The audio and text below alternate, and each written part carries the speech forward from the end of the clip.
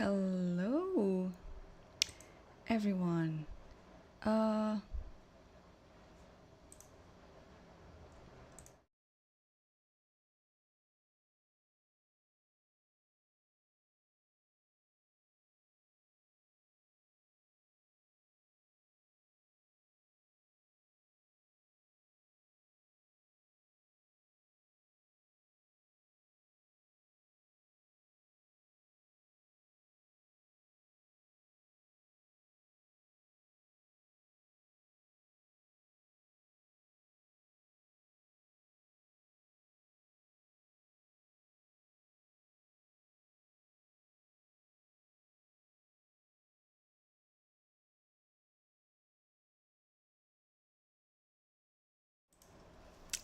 Hello, welcome everyone to the Lichess broadcast commentary of the Sharjah Masters 2024.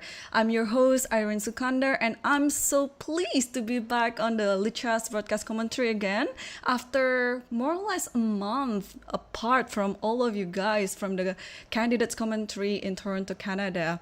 So, we are back today with this Sharjah Masters 2024. This is a very a tournament that's very close to my heart as well.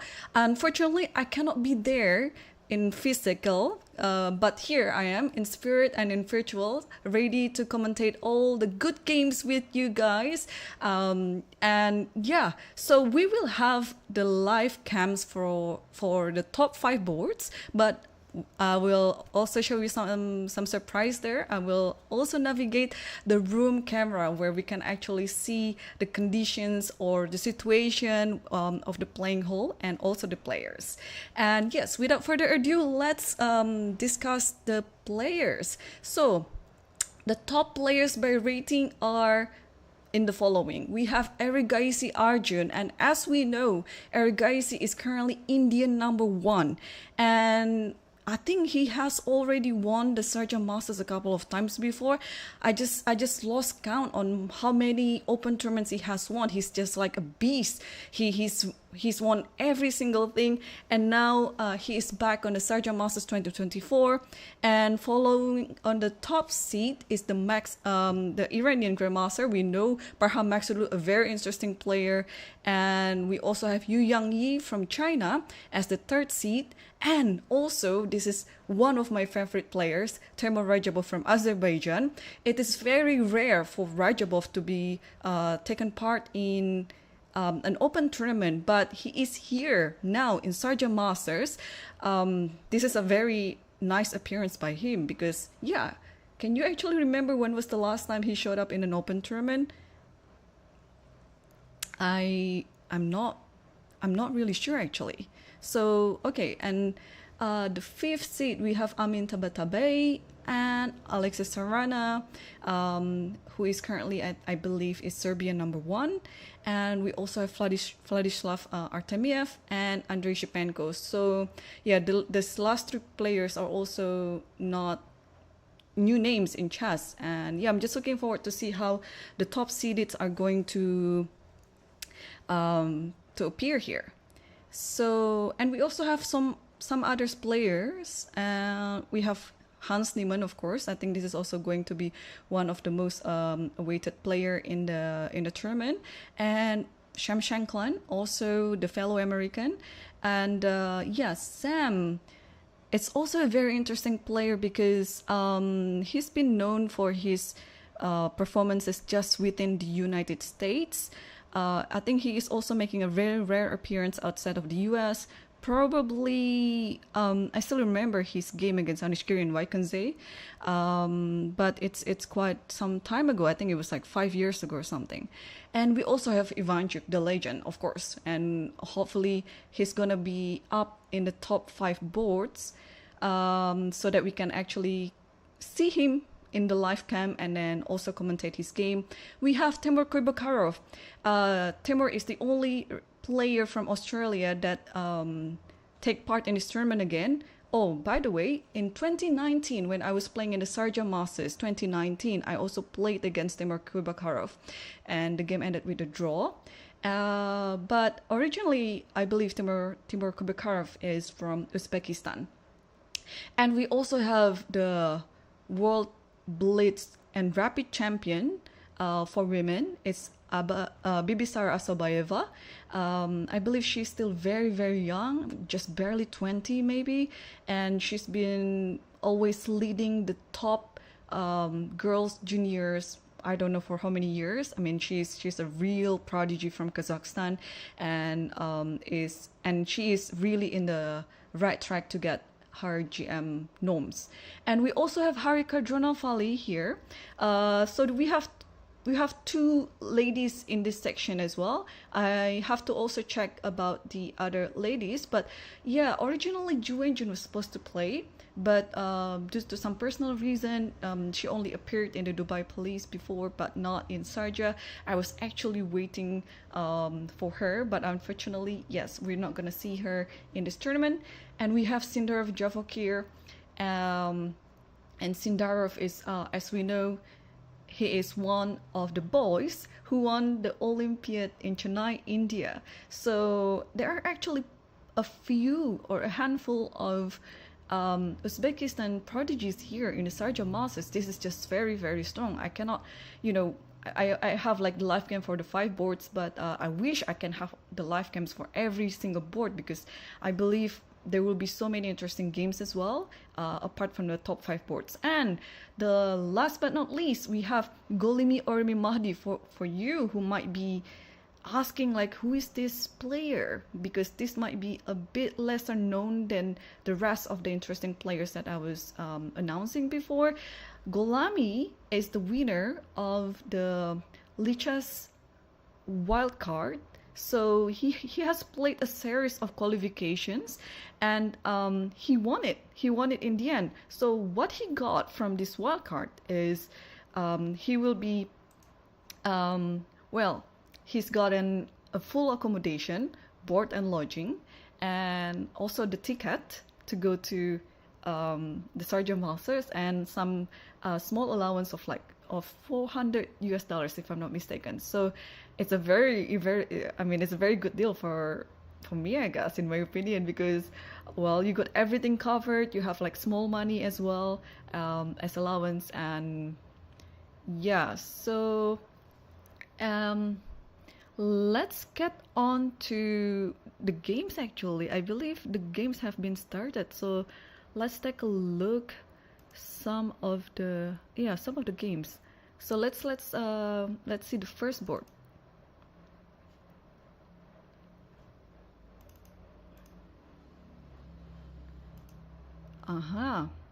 Okay.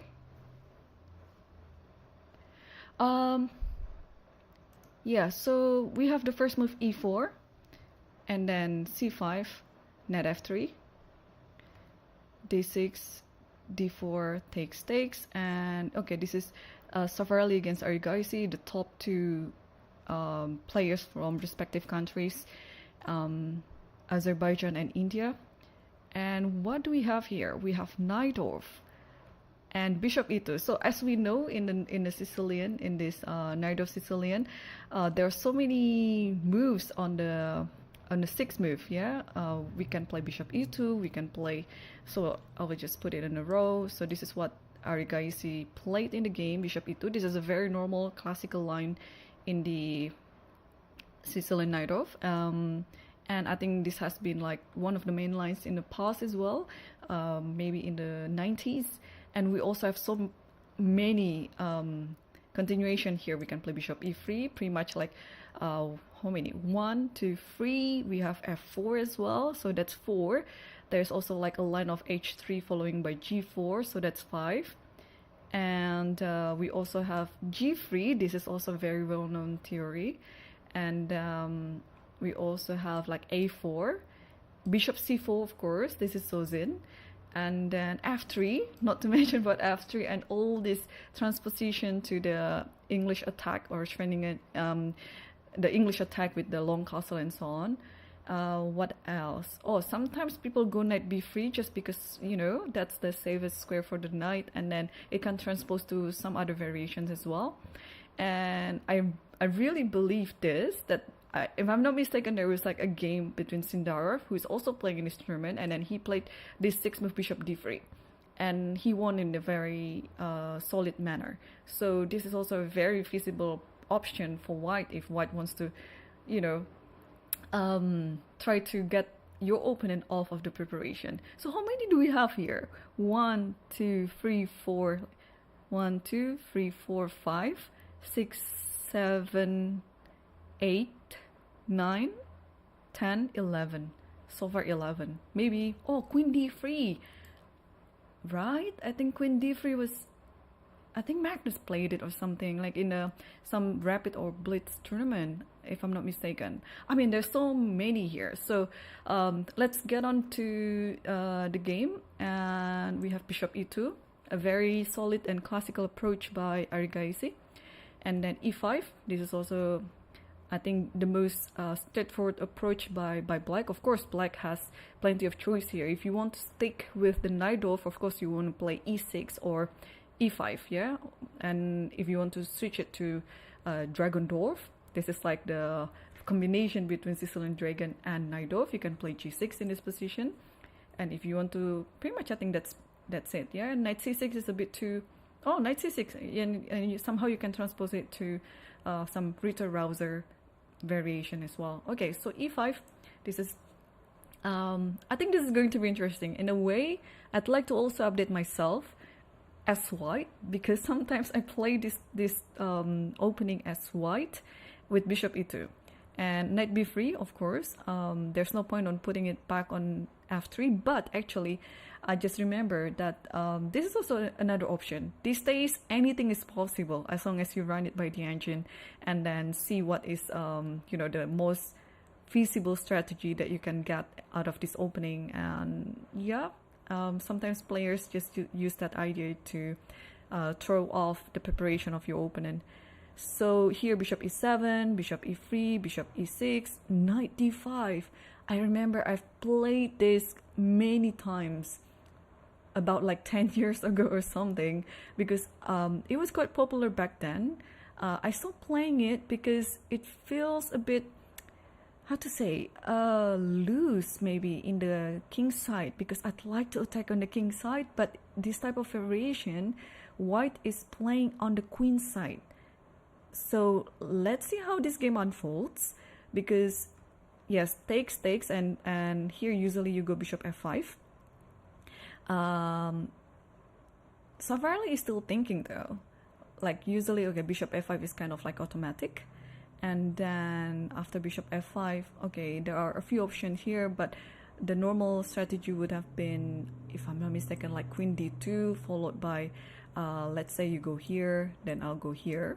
Okay, the reason for this knight, it looks a bit off, right? It looks a bit off to the edge of the board, but this is a very common strategy in this type of variation, because you're attacking this with tempo.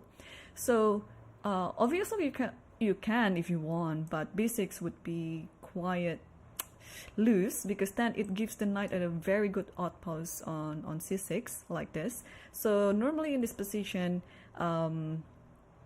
black would like to just protect b7 by playing queen c7, and this is the time when you actually play c4. And then the reason why the knight is here is because sometimes you want to put your pawn on b4.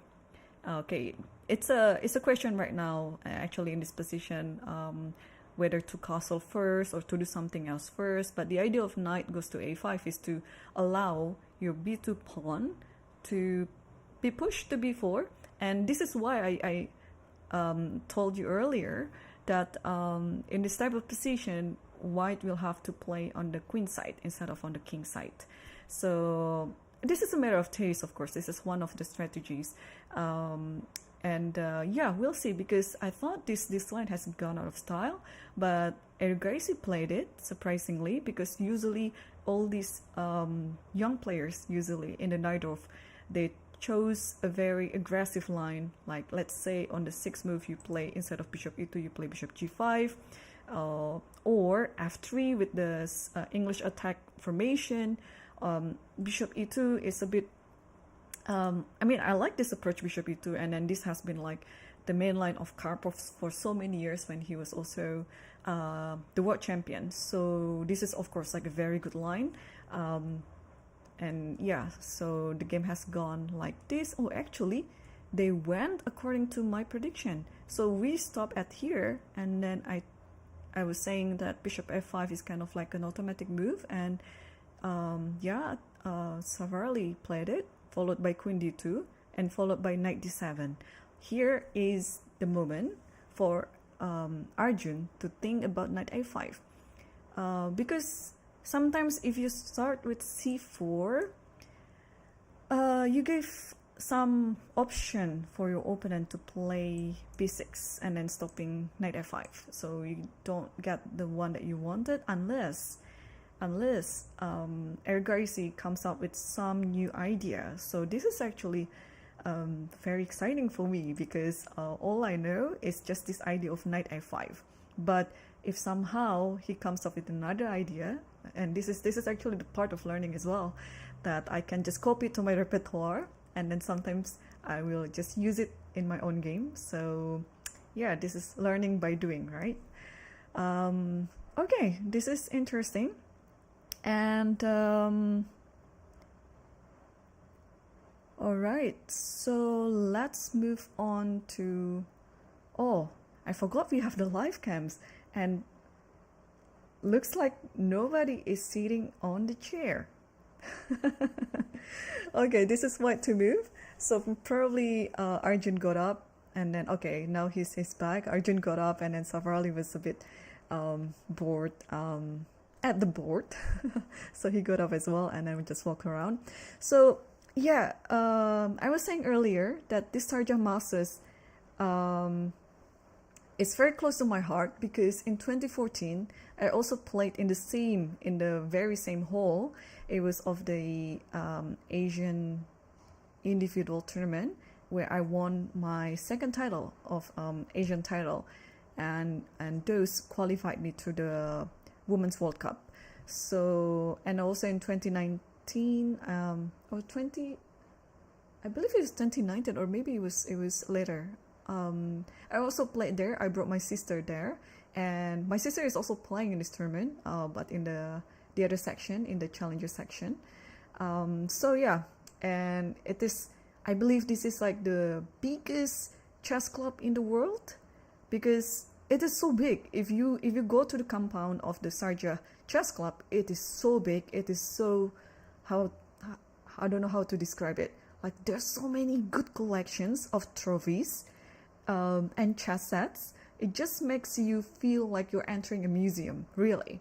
But at the end of the compound, it is the big playing hall, where it has been used for organizing so many good events.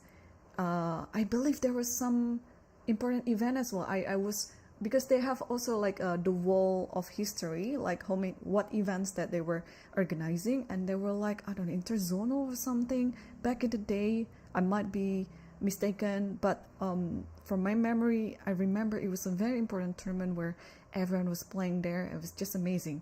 Now this tournament is amazing. So make sure for the 2025, if you're watching this, make sure you clear your schedule and then try to attend the Sharjah Masters Open, because they also have 3 sections. So regardless of your rating, regardless of your playing strength, there's always a section for you.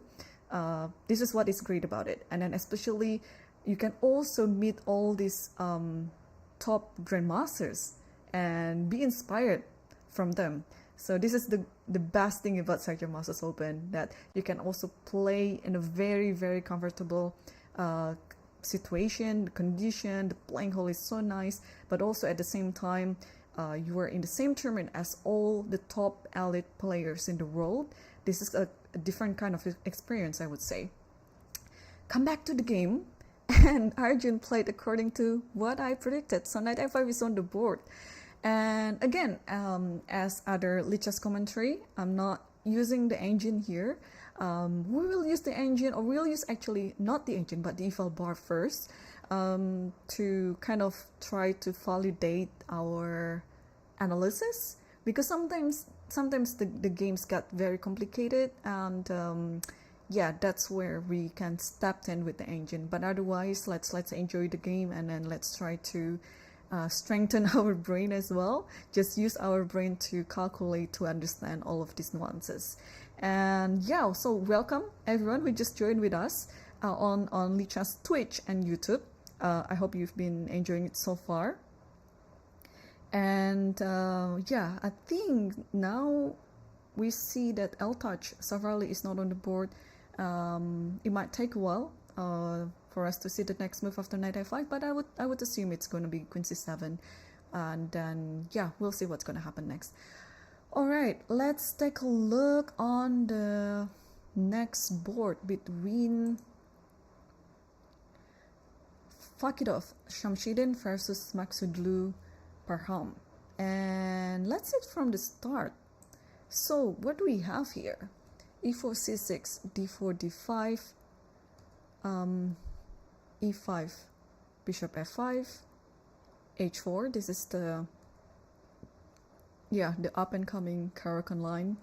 Bishop d3. To be honest, this advanced variation, it's a very popular line these days as white, because back in the day, as you know, this Caro-Kann has offered so many nuances for both colors. So for example, if you're white, I still remember when I was young, in this position after d5, there are a few lines, of course. You can play this advanced variation. You can also play the main line of like knight c3.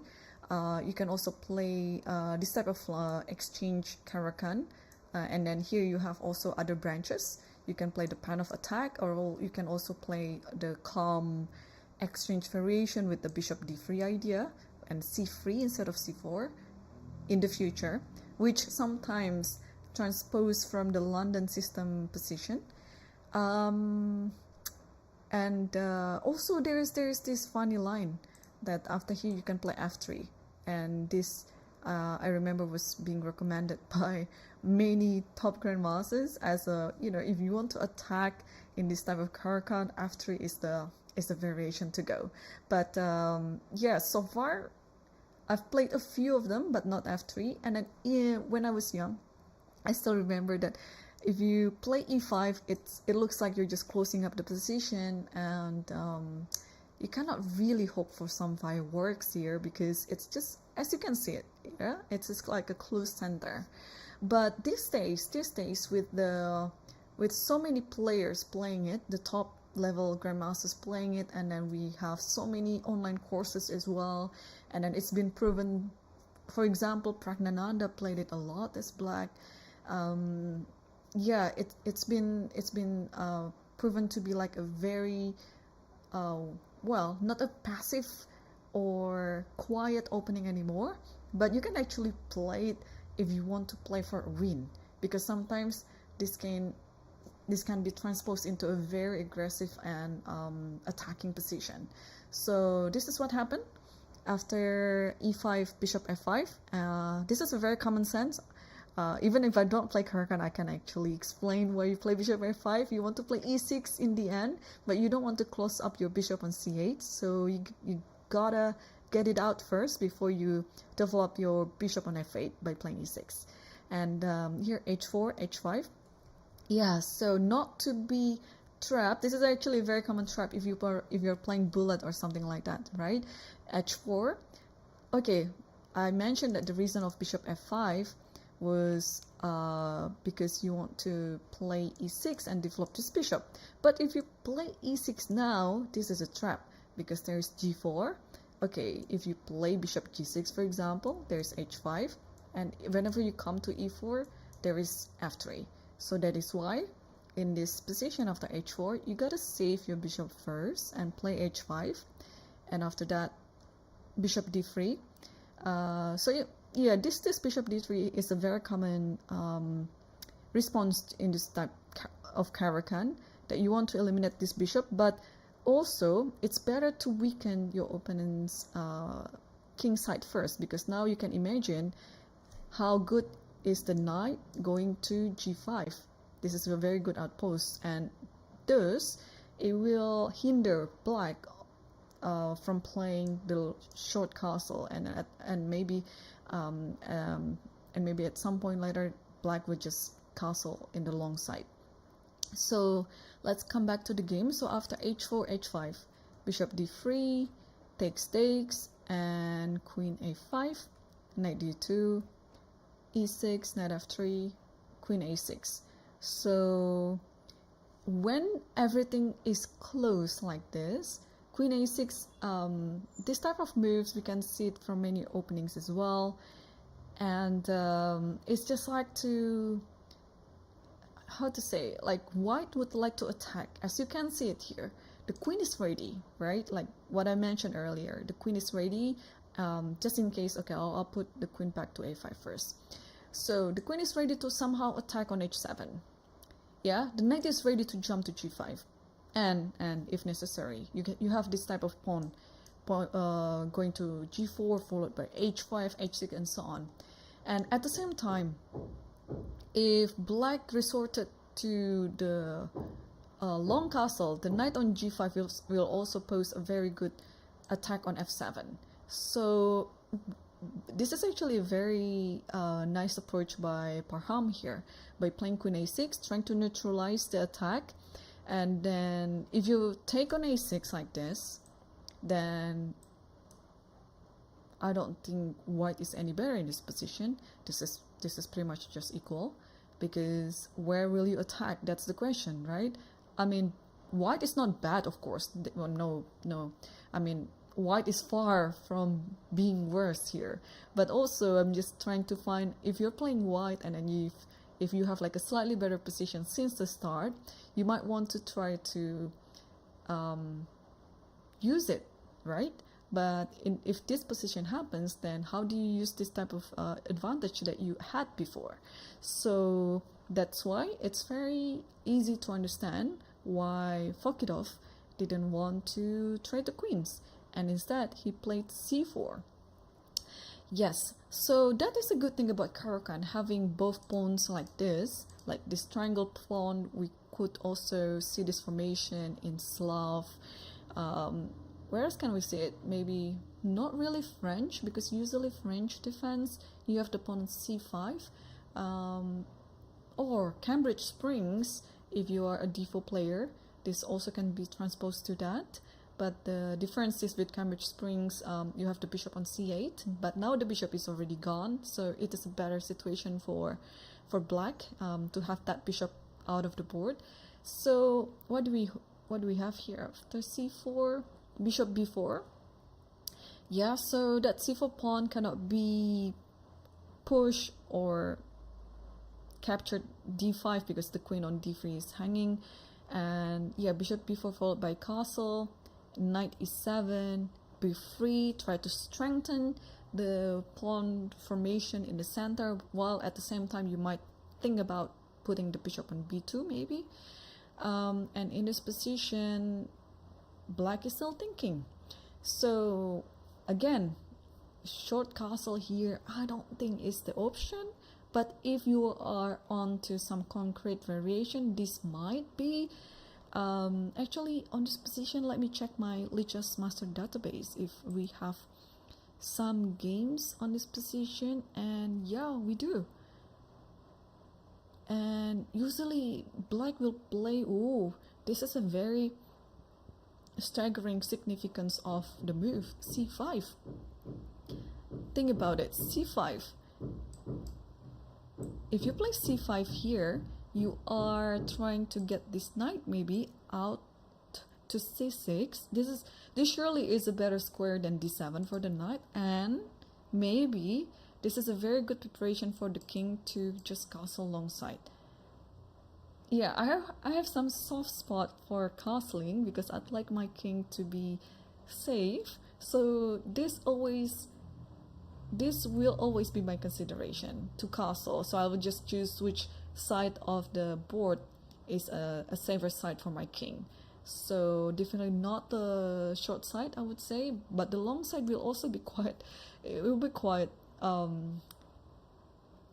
critical as well. If you can get your king to a8 actually in time, or b8, you know, just get rid of your king of the c file later. It's maybe it's fine. So yeah, we'll definitely wait for it to happen. But in the game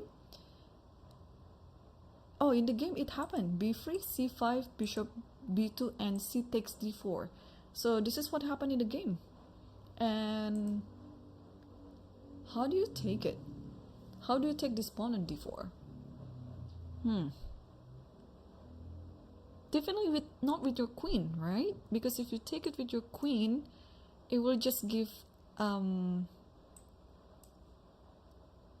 b6, knight b6 a tempo and attacking your queen. So I would assume, which is still fine. This is not the end of the world, but I just don't like to give my opponent a tempo to develop the pieces.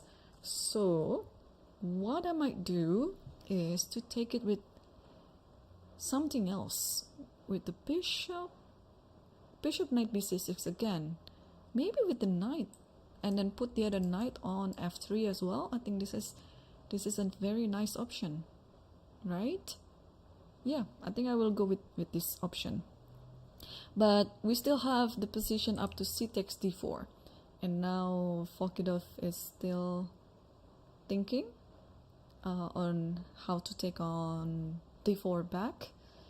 Yeah, I would assume that this is still their home preparation anyway. I mean, not necessarily right before the game, but could be their preparation from some time ago, because this is how the grandmasters work. They kind of like revise their opening lines in daily basis. So okay, I think we can leave this for a bit, and let's see with the other game, Yu Yangyi versus Arseniy Nesterov.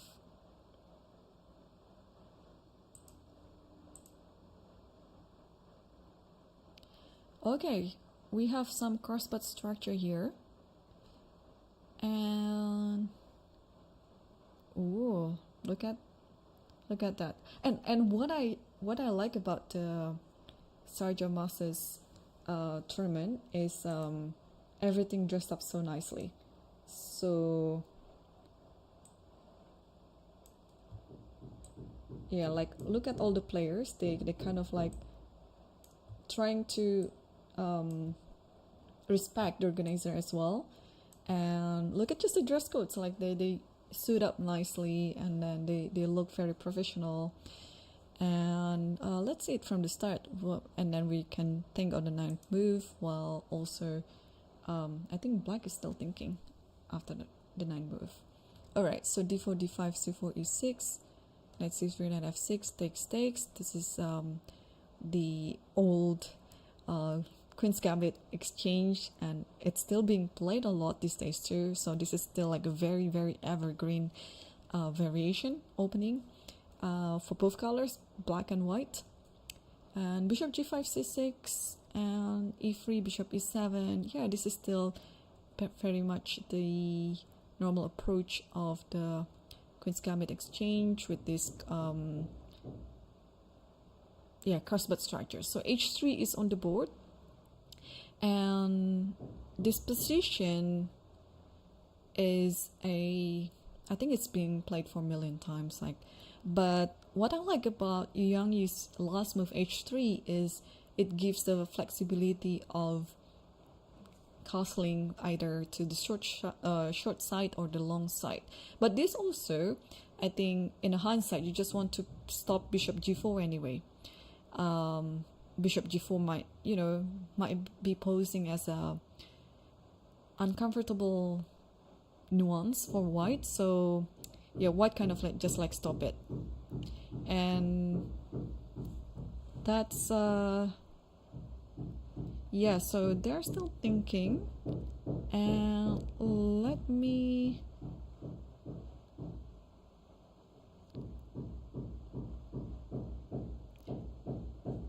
Okay, I don't know what's happening on the other side of my room. It's so hopefully the sound is not really bothering so much.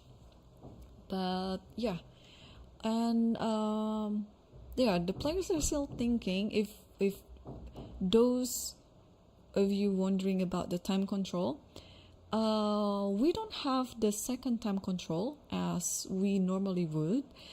This is going to be quite quick, I would say, like relatively quick, 3-4 hours, and I think it's gonna be done, because the players will only have 90 minutes plus 30 seconds per move, starting from move number 1. So yeah, they will not have the second time control as we normally see on the 41st move or something like that.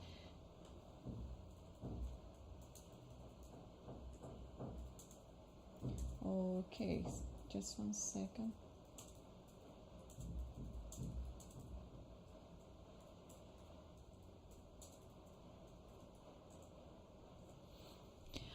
Okay, and let's switch to the other board.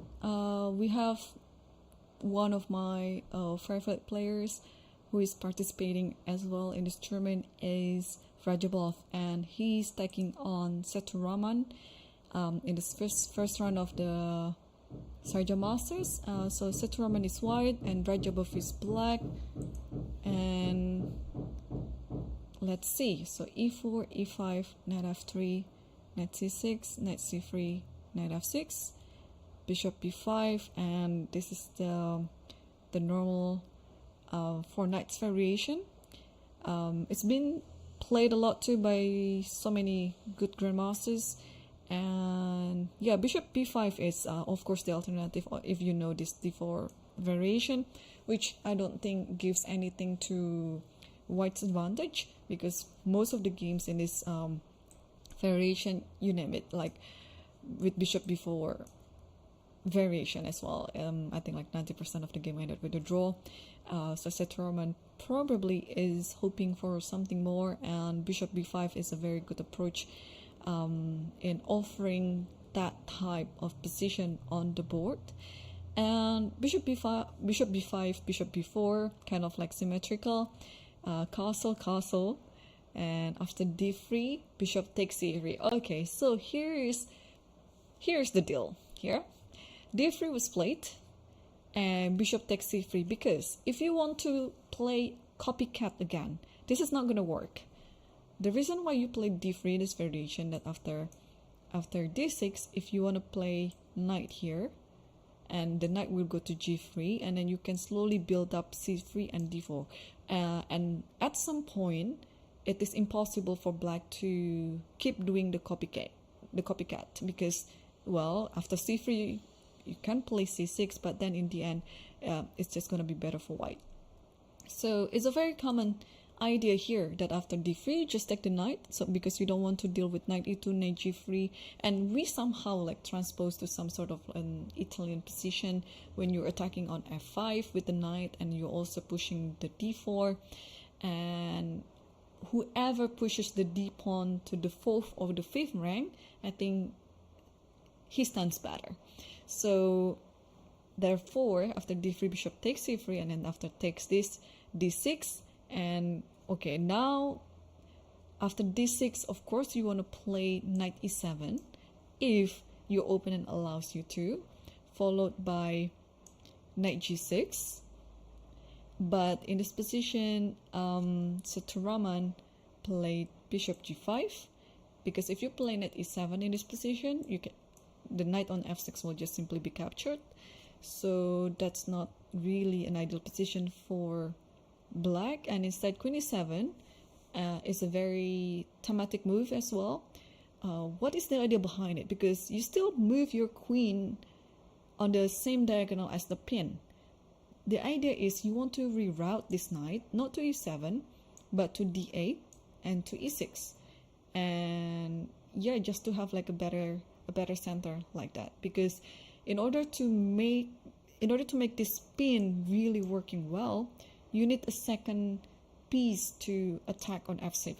But as far as I can tell, it's going to be very hard for white to get the second piece, because let's say you want to push f4, but then you have to move the knight first, but at the same time after knight knight d8, knight e6, I think the position will be just fine. So here after queen e7, Roman play rook e1. The idea is to prepare for this d4, and if you play a6 a bit too late, then this might be a bit better for white, because you can nestle the bishop on d3 instead of on a4. So here a6, and here in this position it's better to take. Okay, I will just put some idea. Let's say, what do you play here? Let's say you play bishop d6. Sorry, bishop d7. And d4 might be actually a nice option here, that after a6, you don't need to take on c6, but you can just put it back to d3 like this. And you keep your pair of bishops, and you have better center. I know that white has a double pawn on c file, but I think the compensation that white has is pretty good as well. So that's why after rook e6, a6, here Roman just took on c6, take on c6 again, and then now knight d2. Now it's also, I would say, a preparation to play d4, because otherwise this might actually happen. Like if you play d4 right away, I can actually play something like h6 and see how this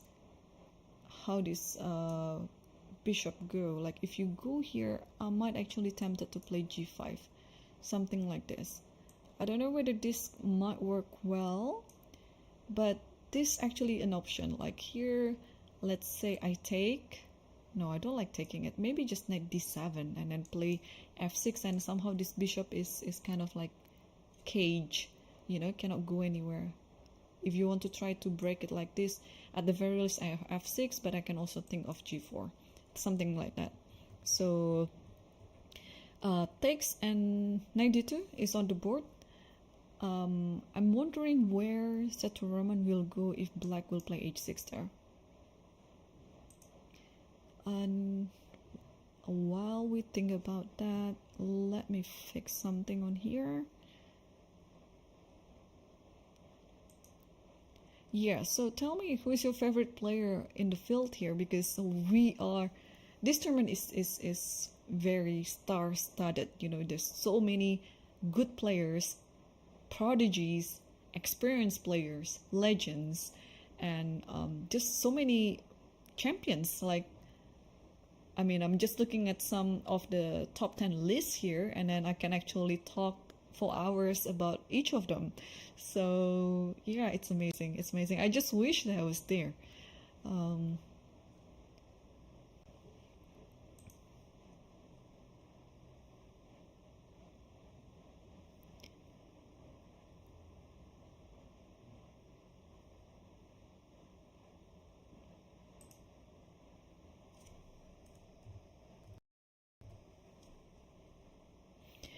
Okay.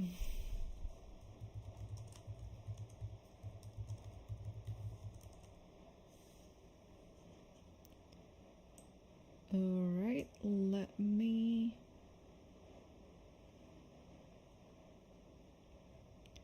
Okay, I hope it fixed the audio for now. And oh, I see Rajabov just moved something. What did he do? After knight d2, h6, yeah, it is a very it's very common sense to play h6 here. You just want to ask this question to your opponent, right? Like, where does the bishop go? And Roman just immediately responded with bishop h4.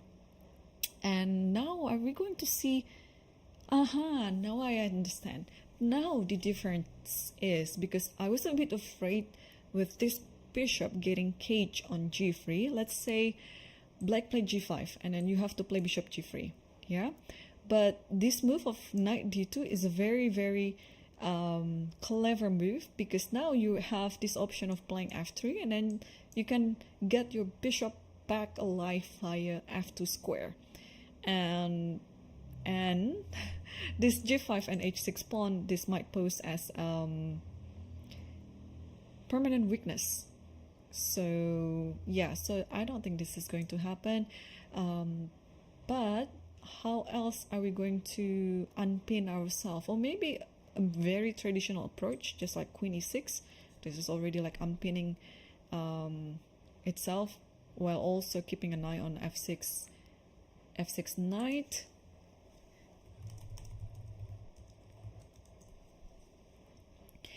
And yeah, so bishop h4 is still on the board, and now Rajabov is still thinking what to do next.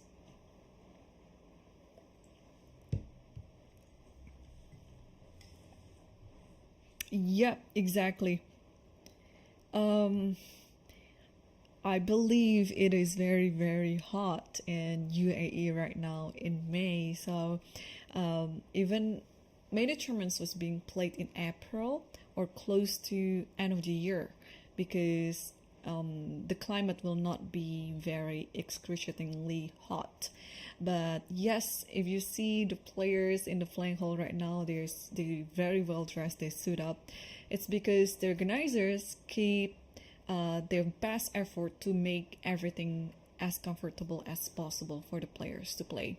So yeah, it's always a joy to play in the Sharjah Chess Club. So this is a very highly recommended tournament, not because I'm the commentator of the tournament, but I experienced it myself. I played, how many times have I played there? At least 3 times for 3 different events. Like really, 3 different events. One Sharjah Masters and one Sharjah Women's Championship. I think I remember I was in that tournament. I shared the first place with Irene Sukandar, a friend of mine from Romania.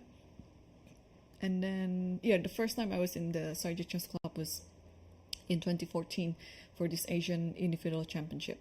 So I always have nice memories in this tournament. So highly recommended for all of you to play in the next year's edition, regardless of your playing strength, because they will always have the section for or according to your playing strength and rating.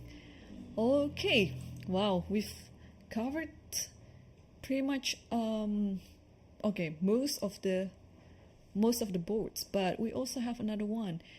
On board number 5, this might be okay. Tabatabai, we know, a very well-known Iranian player, playing against Pranav.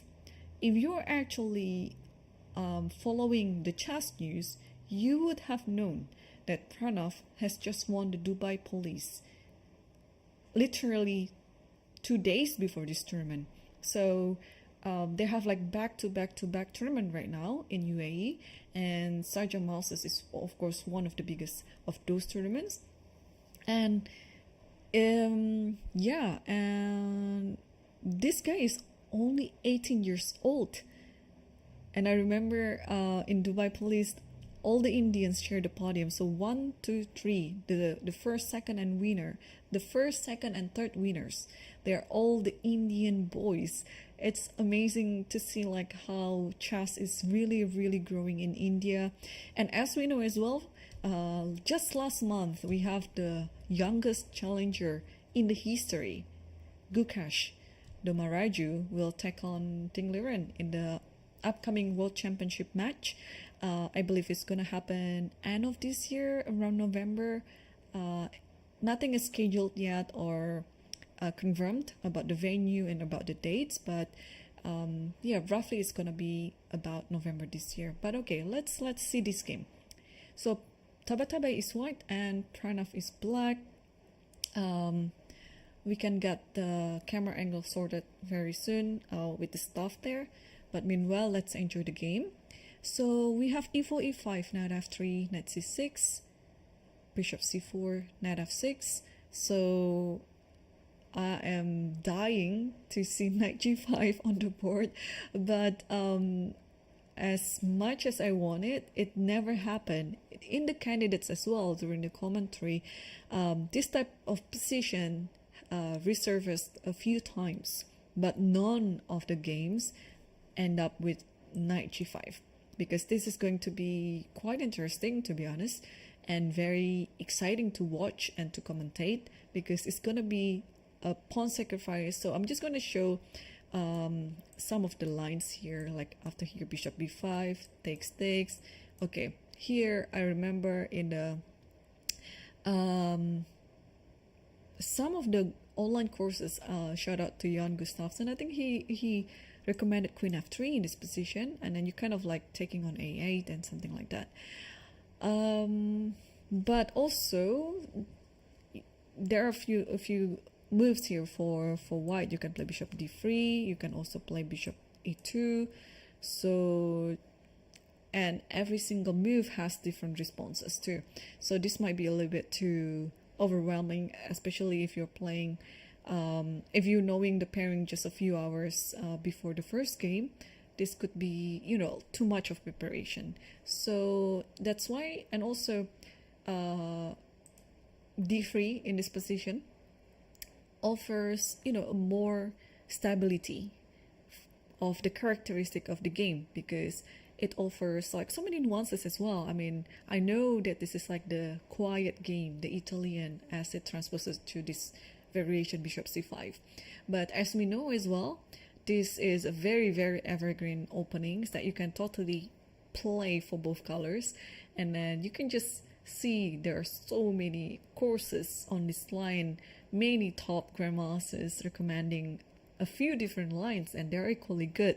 So for me, I played this all my life, and to be honest, it's still very, very hard to understand all these little nuances in the Italian, because they look very similar, they look very interchangeable, and you really have to understand which position and which variation that you can play on which approach. Like it's really, you know, I mean, sometimes you want to attack as white, sometimes you just wait for your opponent to attack you because it will create some weakness in the position, but sometimes you also do both, like both attacking and kind of like defending. So, and then all these little thing, like for example castle d6 c3 a5. I remember back in the day, it is almost like an amateur choice to play a5. The reason is simple, because why do you give up the b5 square? Like any piece can just occupy that square in freely, right?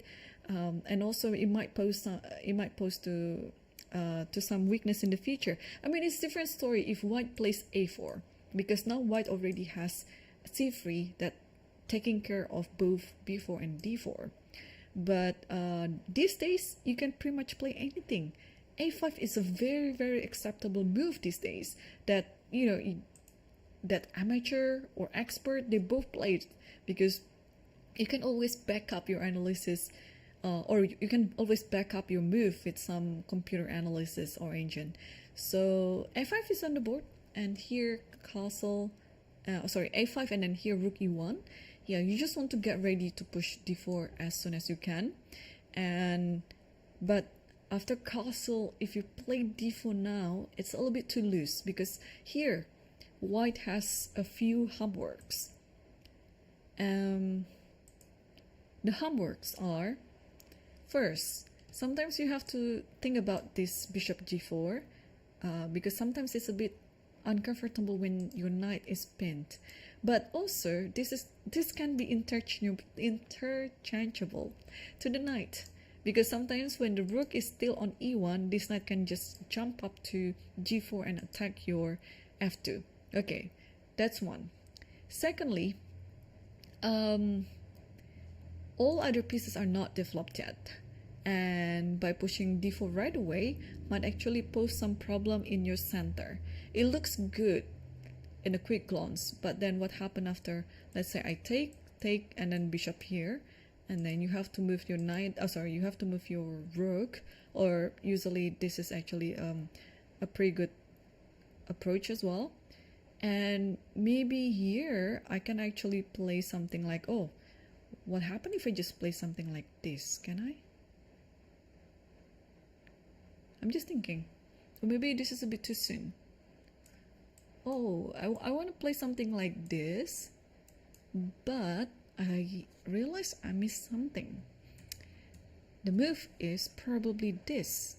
d5, and black will just lose a piece then.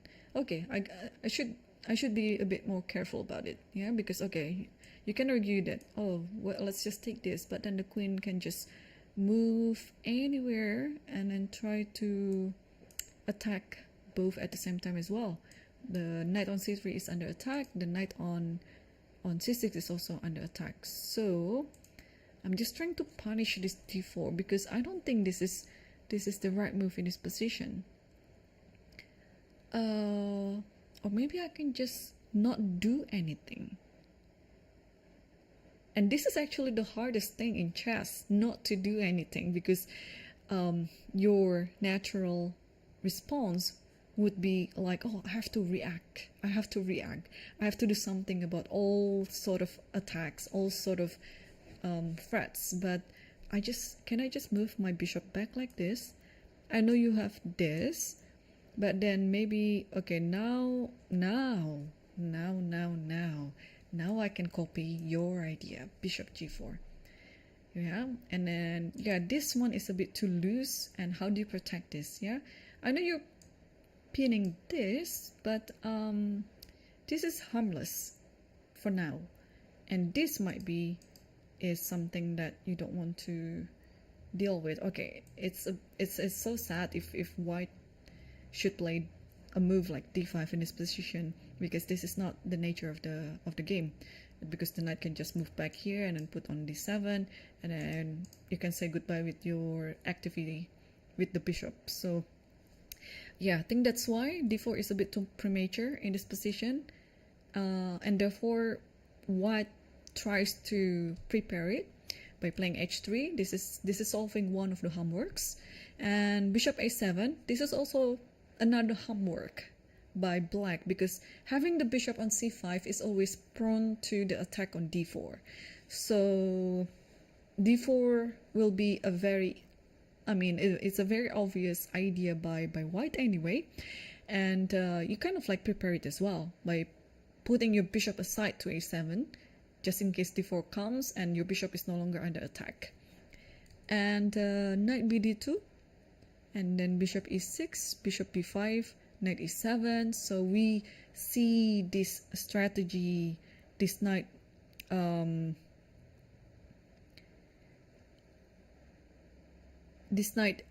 has this type of maneuver again, yeah, like white has it and black has it as well. And then yeah, so knight g6, and now d4 is finally there. But the good news for black is all the pieces are ready. The knight is already on g6. This is a very common theme in this type of Italian, to get your knight maneuvered to g6 in order to attack the f4 square. And the bishop is already out from the attack on c5. It is currently on a7, and now the only remaining thing is to kind of protect your center and then get your major pieces going. So c6, I really like this idea. It is very thematic. It is controlling d5, and it's also you're preparing for rook e8. Yeah, so this is going to be quite a nice setup for black, and white has to be in time for everything, because otherwise, if black has everything in order to get every single thing, every single plan executed on the board, I think black will just standing better.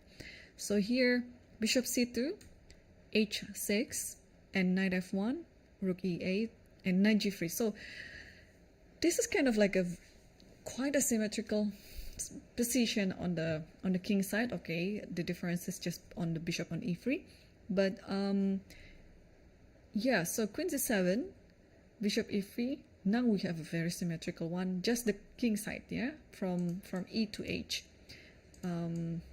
like this. Rook a d8 and queen c1. Okay, so I remember there's a similar idea between it was in the women's candidate, between Li Tingjie versus Anna Muzychuk. Do check it out, actually. That was such a nice game. So Li Tingjie was white and Anna Muzychuk was black, And this type of move, it's a setup to sacrifice to h6. So what do you think? It's amazing, right? How white is setting up for this sacrifice. I'm not sure if this was the right position, because I'm sure there should be some differences in the queen side position, like where the pawn, where the queen, and where the rook are. But this has a very similar idea. So white has all the pieces like this: the knight on f3, the knight on g3. The bishop is making like a reverse battery with the queen. Usually with the normal queen and bishop battery, the queen will be in the front, but now the queen is in the back, and the bishop is on c2 just in case you want to push on d5, you know, because this might be quite an imminent attack. So black has to be ready about it. Yeah, agree. The knights are the good defenders here, but so are these knights. These knights are not only a good defender, but also a good attacker. So I'm actually curious in this position if black copies the idea. The theme of today's games are copycat. Because what if I play queen c8 here? Like, you know, I would also like to sacrifice on h3. So let's see. I don't know how it's gonna be. Okay, let's see if the sacrifice will work. Like takes here, takes, and then takes. And of course, we'll also tackle the other variation where after bishop h6, we're gonna do the copycat bishop takes h3, whether it's gonna work or not. So queen h6, and the idea is, I would think it would be something like knight f5, because this knight is unprotected. Okay, this is not a good move to play bishop b6. I just want to show the idea. Knight f5, you want to give a mate on g7 like this, and there's no way to stop it. Okay, you can play knight h5, but after knight h5, queen can just take it. So you have to take this, but then after taking this, where does this knight go? Wherever it goes, the queen will take on f6. So there's already a concrete idea in this variation. What else can we say? Okay, so this knight cannot be protected by any piece. So can we? Because knight f5 will be just the move. So how do we prepare this?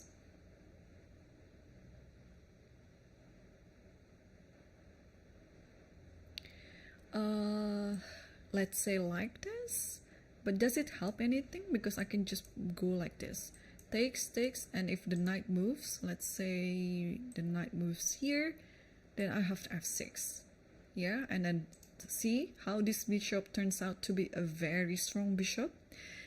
In the beginning, it looked like it is blocked, yeah, but it's just getting there. It's preparing for all this opening with the pawn so that this bishop can be strong. And now you're attacking this g7 again, and thanks to this bishop on c2, if the knight tries to protect this, then it's gonna be mate in two moves, yeah, takes here and then checkmate. Okay, so this sacrifice might work if queen c8 takes and takes everything, but what if we do the copycat? Yeah, because this is the interesting part. Queen c8, bishop h6, and let's do bishop takes h3.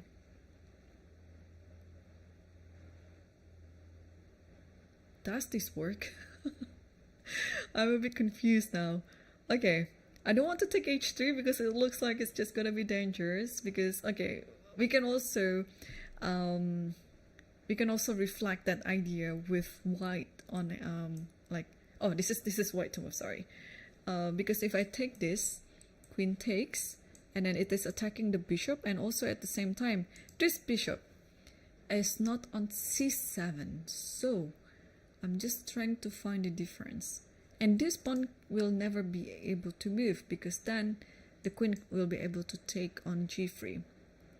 Let's say I move this bishop quietly like this, And now the thing is, knight f4 would be quite a nice move, but unfortunately the queen is just ready, like takes here, takes, and takes here. So it's unlike what we saw on the other variation when the queen was on h6 and white could play knight f5. This doesn't work because the bishop stands on different diagonal. So I don't think black can copy it. Yeah, this is the thing with copycat, you know, the first one who strike the fret, he's always the better one. So what else can be done here? Because in this position, yeah, I haven't thought of other moves. Maybe bishop g5 is better. Maybe other moves are better. Maybe, I don't know. But okay, bishop e3 looks very logical to me. And how will black proceed with the attack?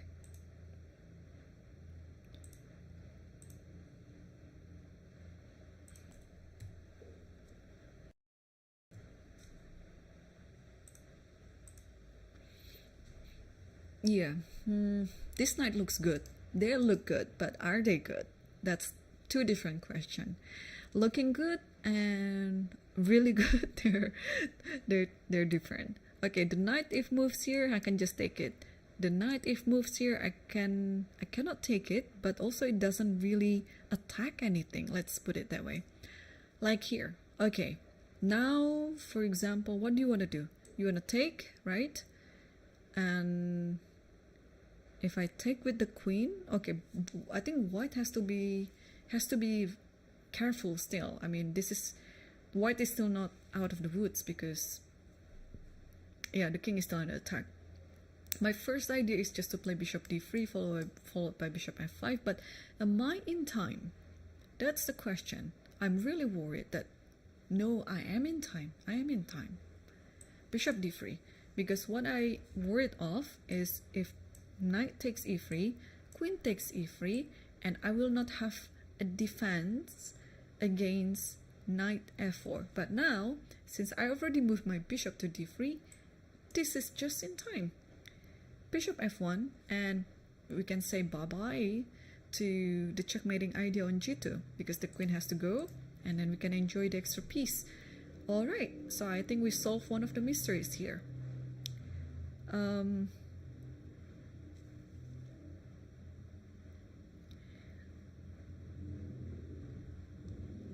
After knight g5, after knight g4 fret is knight h4. That might be true. Yeah, I might be missing something, so thanks for checking it for me.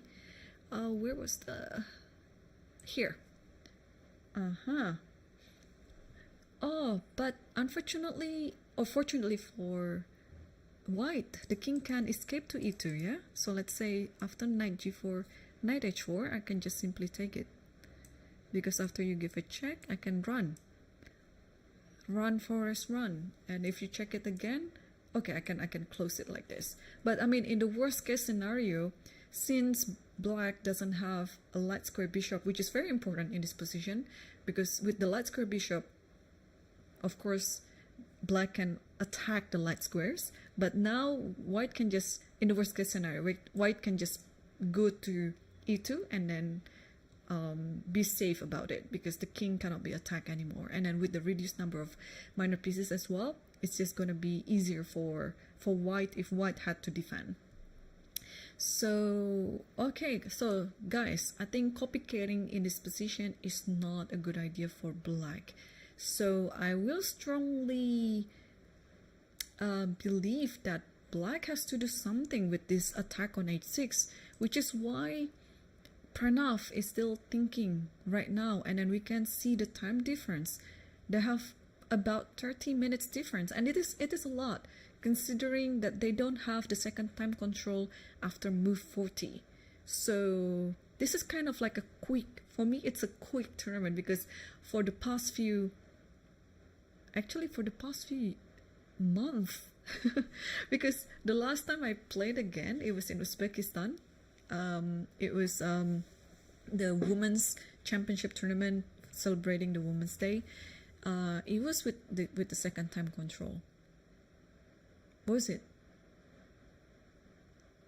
I can't remember. Oh no, it wasn't. It wasn't. It was with 90-30 as well, and it felt really fast. Like, I don't know about you, but for me it was really fast because I'm so accustomed with the second time control, like we see in the candidates as well. Like after move 40, you have another 30 minutes addition to your clock, but also still maintaining the 30 seconds increment per move since move 1. So this one, you know, we can expect like after 3 hours of playing, we'll see some actions on the board because players will be playing just on their increment, which is exciting, right? Oh, this is so nice. I mean, all the games so far, and we're just covering the top 5 boards. I mean, I'm just amazed. Like, there might be some more interesting games in other boards as well. So if you are willing to help me on the chat and then pinpoint which board that is currently very interesting or exciting, or if you see some sacrifice on the board, I don't know, queen sacrifice or anything to do with that, yeah, just let me know on the chat, and we can direct to that game, even though they are not on the top 5 boards. Okay, let's take a look. I'd like to see.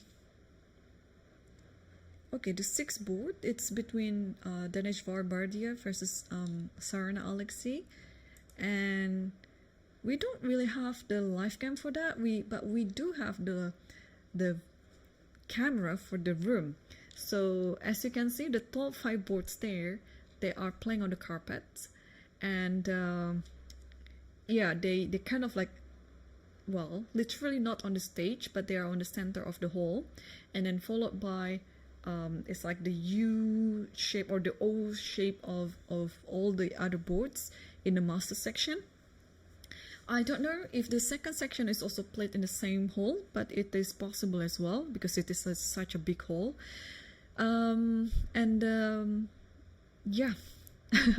you know what? That's the best thing in this live cam is I can actually move around. You know, like if I want to find like a specific player, then I can do that too. All right, but let's take a look at the game because Sarana is always a very interesting player, and Danesh Varbardia as well. If I'm not mistaken, he was the one who knocked out Krishchuk in the FIDE World Cup, and it was, I think I was the commentator then during the World Cup, and that was the longest tie-break matches that we saw in the whole World Cup, because I think they played for like 10 playoff games because the to decide the winner, you kind of like keep playing until there is a decisive result. So they make lots of draws. First, the tiebreak was like the mini matches of rapid time control, like 15 minutes plus 10, and then it went to like 10 minutes, and then it went to the blitz time control, and they always keep drawing the result until in the end, I think it was more than 10. I think it was game number 12 or 13. Finally, they make like one decisive result, and Danesh Var won the game and then knocked Krishchuk out and then proceeded in the World Cup. All right, so let's take a look at the game. We have knight f3. I thought it was going to be Reti, but it might soon transpose into some sort of an English. But this can also be transposed to a Catalan, and there you go. These default moves just seal the deal of the Catalan position, and let's see what Sarana responded to it, like which variation, because there are so many variations in the Catalan that you can really employ, and they're equally good. Yep, and c6 and knight c6, sorry, knight c3, knight bd7. So this is like I would say this is like a very quiet and close Catalan. This is a normal approach. Okay, queen d3 is a bit too new or too recent, because usually in this position you just want to develop this bishop to f4 or to g5 and then put the rook on c1, you know, all the normal stuff. But here queen d3, I think it posed another idea of preparing e4, because I don't see what else the purpose of this queen d3 apart from preparing for e4. So you just want to play in the center. So usually in the normal Catalan, when you play like bishop g5, let's say, and then black will play something like b6 because the bishop will go here, or go to a6, depends on the position, and then probably a5 like this, and then you can follow suit with rook c1, bishop here, and then probably okay, with or without taking on c4, and then here you can what can you do? Like you can play queen c2, I think you can play knight e5, a few things. So interestingly, Daneshvar chose the other idea, playing queen d3, and yes, after b6, e4 was on the board. So yeah, he's just playing a very, you know, I would say it's a very straightforward chess, because you're already showing your intention. You queen d3, what else will you do? e4 is there, and bishop a6, and then b3, right? So everything is very, very easy to explain. You just want to protect c4, takes on e4, takes, and then b5. So yeah, and now for black, it's also very easy to understand that if you don't do anything, we can actually tell in this position that white has a better center. So if white could play all the plans that he has in mind, black would be in trouble. And therefore, b5 is such a nice move, in my opinion, because you just want to try to disrupt the power that white has in the center. So if you just change one of the pawns, I know it's leaving this c6 pawn as a weakness, because okay, it is a weakness right now, and it might be like a long weakness as well, but black has to do something about it, right? Black has to do something with this. Ooh, this looks like a really nice formation of the pawns. You have to disrupt it as much as you can. So b5 is there, c5, and this is the thing about the modern chess approach, right? Because to play a move like c5, actually, how much time? Okay, this is not an easy decision, of course, because after playing c5, you're leaving this square for the knight on d5, which is, of course, never an easy decision to give your opponent an outpost with the knight like that. So that's why I think Daneshvar thought quite a bit there. But what Sarah did was different thing. He did something else. He took on c5, because this looks like it was a mistake. Like, look at this. You are not only willingly giving your opponent an outpost on the center square of d5, but it looks like white is giving up a pawn. It looks like it's just a blunder. Or maybe it is a blunder. Let's take a look. So takes on f6, and you take it back. So still, black is up a pawn right now. And now after queen c2, knight here, takes, knight b6. Oh my gosh, what is going on? To be honest, the position has improved a lot for black. Like, really. I would prefer this position compared to the previous one, for many reasons. First, yeah, this pawn. How do you call it? IQP. Isolated queen's pawn. And in isolated queen's pawn, when you're playing against it, you have to stop the pawn from moving, and therefore e6 is already there. So black has no problem with stopping the pawn, right? And secondly, when you're playing against IQP, you want to trade as many pieces as possible, because just imagine in the long run that you traded all the pieces, you are left with the king and pawns only. And of course, you can tell who is better in the pawns endgame. It's going to be black, because black will be playing against the IQP. or just leave one minor piece or one rook or something like that, you still be having a better endgame. And now, to be honest, white had a very strong center before, and now it looks to me everything just disappeared. And black has better pieces as well, like both of the bishops have been out there. So I can assume that Daneshvar didn't see about knight c5, which is shocking, because I mean, it's there in the middle of the board. It can easily be viewed, right? It can be seen, but he didn't. So bishop d2, and you can see, like now, I don't need an engine to evaluate this. This is definitely better for black anyway. So after this, and now black is better. Wow, shocking. This is the thing with the first round, because you still are not warmed up, and there are two things. Sometimes the most critical games are the first round and the last round, for two different reasons. For the first round, it's because you are not warmed up, you are not connected fully to the feeling of chess or anything. You know, anything can happen. Maybe you just arrived on the same day of the tournament, you're not, or you're jet lagged, so many things can happen.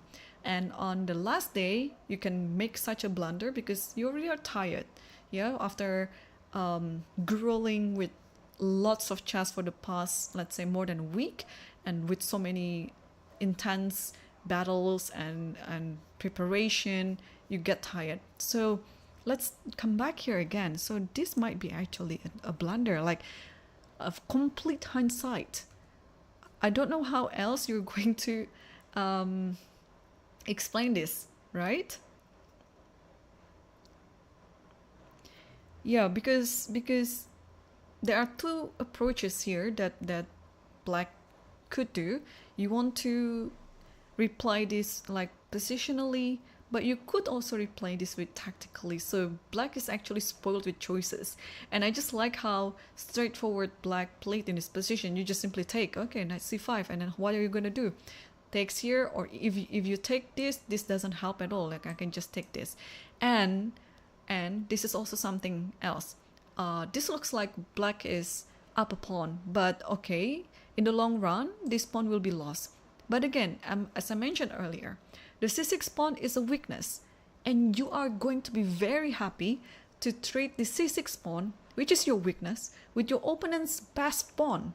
So even though you're not winning material, but strategically speaking, this is already a plus for you, and it transpire actually in the evaluation of the game, right? Because when those pawns are disappearing on the board, yeah, so let's come back to this position again. The c pawn, both c pawns are still here, and it looks like white is fine. But when after a few moves the c pawns are disappeared like this, only black is standing better because of the reasons that I already mentioned before. So wow, out of all the games that we've seen so far, this might be going to be a decisive one, because the last 5 boards that we took a look, everything was kind of like still equal. They're still in the opening phase, right? It's still very hard to determine who is going to be the winner. But this one is looking quite clear that black is better. Let me make a wild guess about the evaluation here. I mean, still, this is not the end of the world, of course. But I would really believe that black is happy of how the game unfolding, because this is a more comfortable position than it was before for black. So maybe it's still under minus 1.0 maybe, because I don't see a very big advantage to black, but this is already like very comfortable. Let's check it actually. Oh okay, it's 0.1. At least it's showing, at least the engine cites me a little bit, even though it's not that much. It's 0.1, so it's almost non-existent. But I think in the practical point of view, this is just better. And let's see after c5 whether this is really a blunder or this is just an okay move. Yeah, c5 was not a good move. And okay, in this position, you ought to take on f6 followed by bishop f4. Yeah, and then just simply, yeah, this is pretty much the normal moves. Yeah, like you take on here, and then bishop f4. You just play the normal line and then bring your rook to the center and strengthen your center. So white should have done that, but instead c5 is just a complete blind spot, I would say. Yeah. All right. Let's also take a look the game between. Oh, by the way, do you guys have a very interesting game currently going on in other boards? Because we can also jump into the board. Because I mean, so far 6 games that we've seen, the top 6 boards, they're interesting in their own right. But if there is any sacrifice happening on the board, or some checkmating ideas coming up soon, or some interesting, well, endgame is a bit too early at this hour because we just passed the first 90 minutes of the game. But maybe, yeah, there's some many time differences in many games in the top 6 boards, actually, like a huge time differences. But let's see the next one of Moroni Luka. Artemiev versus Moroni Luka, and looks like they're already in the end game. I guess it's coming from a Spanish game. Let's see. Okay, a4, e5, knight f3, knight c6, bishop e5, a6, and which Spanish do we have here? Archangels. Ooh, nice. And by the way, Archangels is kind of like, it's becoming even more trendier these days. The Molar defense as well. So you got to be careful. If you're a tournament player, this opening should be one in your notes. Okay, of course, if you're an e4 and an e5 player, you have to literally learn this, because most of the Spanish players these days, the black player, if they want to play for some advantage, if they want to play for a win, they would go for this variation, the Archangels. All right, so a4, rook b8, and ab. So everything is pretty much like in the book. Aha, this one. Okay, bishop takes, and here.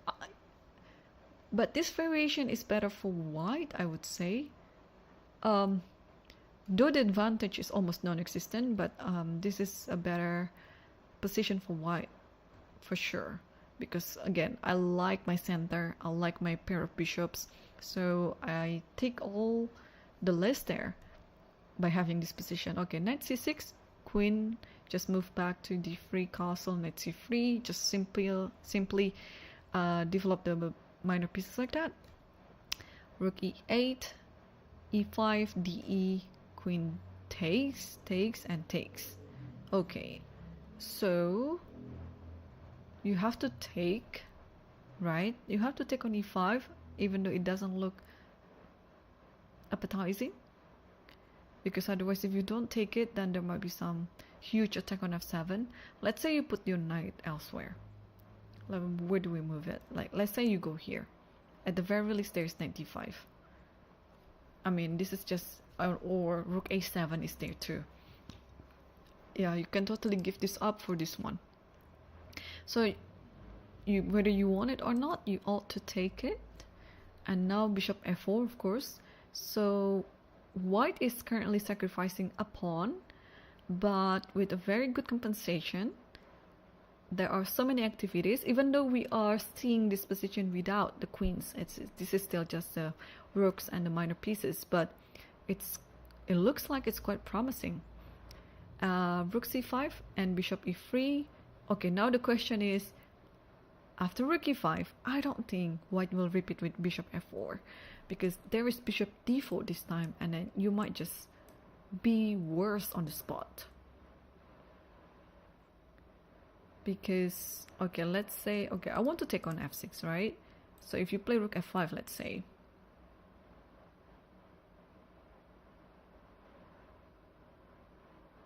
okay, at the very least, I guess I can take on b5, like takes, and then take on b5 like this. This is already looking so good for white. And if you take this, okay, then I'm just gonna stand better, like way better in the endgame. Because now you cannot protect the 8th knight, and you have to somehow try to escape with the king. Yeah, but where to, yeah? If you escape like this, I'll take this, and I'll take... Can I take this? Maybe not now, yeah? But at least this is going to be a very uncomfortable endgame for black. So at the very least there is that. So bishop e3 is on the board, and now black is facing some hard choice here on how to deal in this position. Unfortunately, the clocks are not synced, so I cannot see the time situation. But I would assume that this is still like a home prep by Artemiev, because if you don't have a prior knowledge about this, and especially if you're playing white, I mean, of course, everything can be solved by calculation, but having this as a home prep would make you feel more confident about the game. So we'll see which one that Luca Moroni will choose in this position. Where does the rook go actually? Let's say the rook goes here. If the rook goes there, I think I can play bishop a7 followed by knight d5, or knight d5 immediately is also good. Knight d5 immediately, right? You cannot take, because I can just take it, and then bishop a7 is coming. So let's say you take this, and then now bishop a7, and then I just win the material. So no, this is hard. Okay, so rook c6 is not there. But where else does the rook go? That's the question. The only remaining square to go is rook h5. But do you really want to go rook h5? Wow. No, this is. I think this is already close to winning for white. Like, I don't see the defense. Okay. This looks good, but let's see what is the right move here for white after rook h5. Yeah. I can play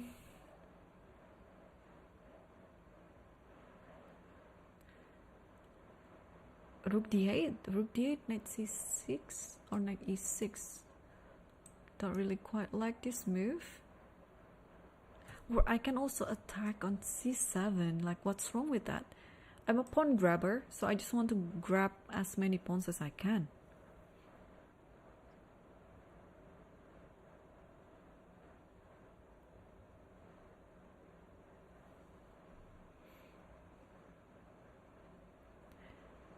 Yeah, so, okay, this is apart from, I think I'm going to take back my words, yeah? So we see the game between Daneshvar versus Harana. We thought it's going to be a decisive one, but this one is going to be. This one. This has more possibility of end up with a very decisive result.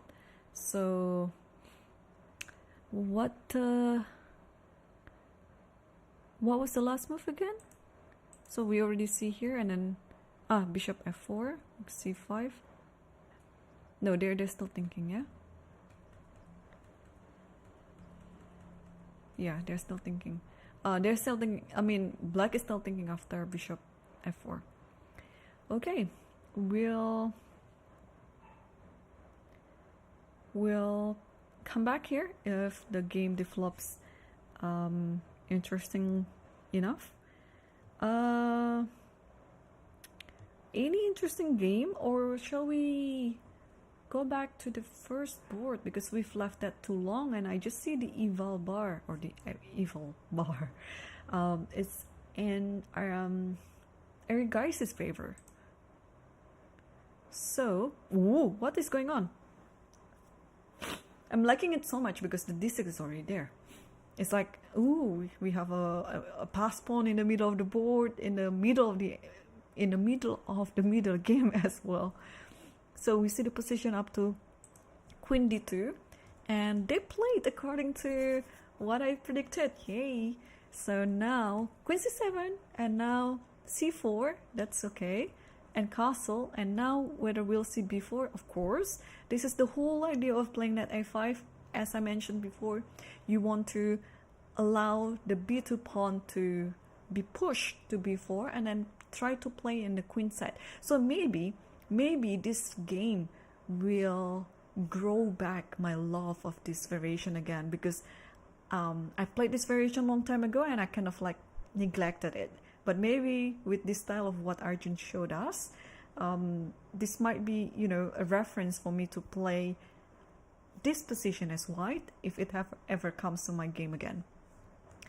So f5. So yeah, this is a very normal approach. Yeah, you're playing on the queen side. Of course, your opponent is trying to counter it on the other side, on the king side. So now it's just a matter who strikes first or who strikes better. So again, the copycat will not be, I mean, this is totally not a copycat position, of course, but if you want to keep copying that, oh, attack here on this side, attack there on that side, again, who strikes first, then he's going to be better. So let's see who's going to strike first in this position. So f4, this is a very yeah, you kind of like waiting for f4 to happen after f5. I mean, normally you can play f4, but it doesn't have any like good meaning, because you want to focus on the queen side.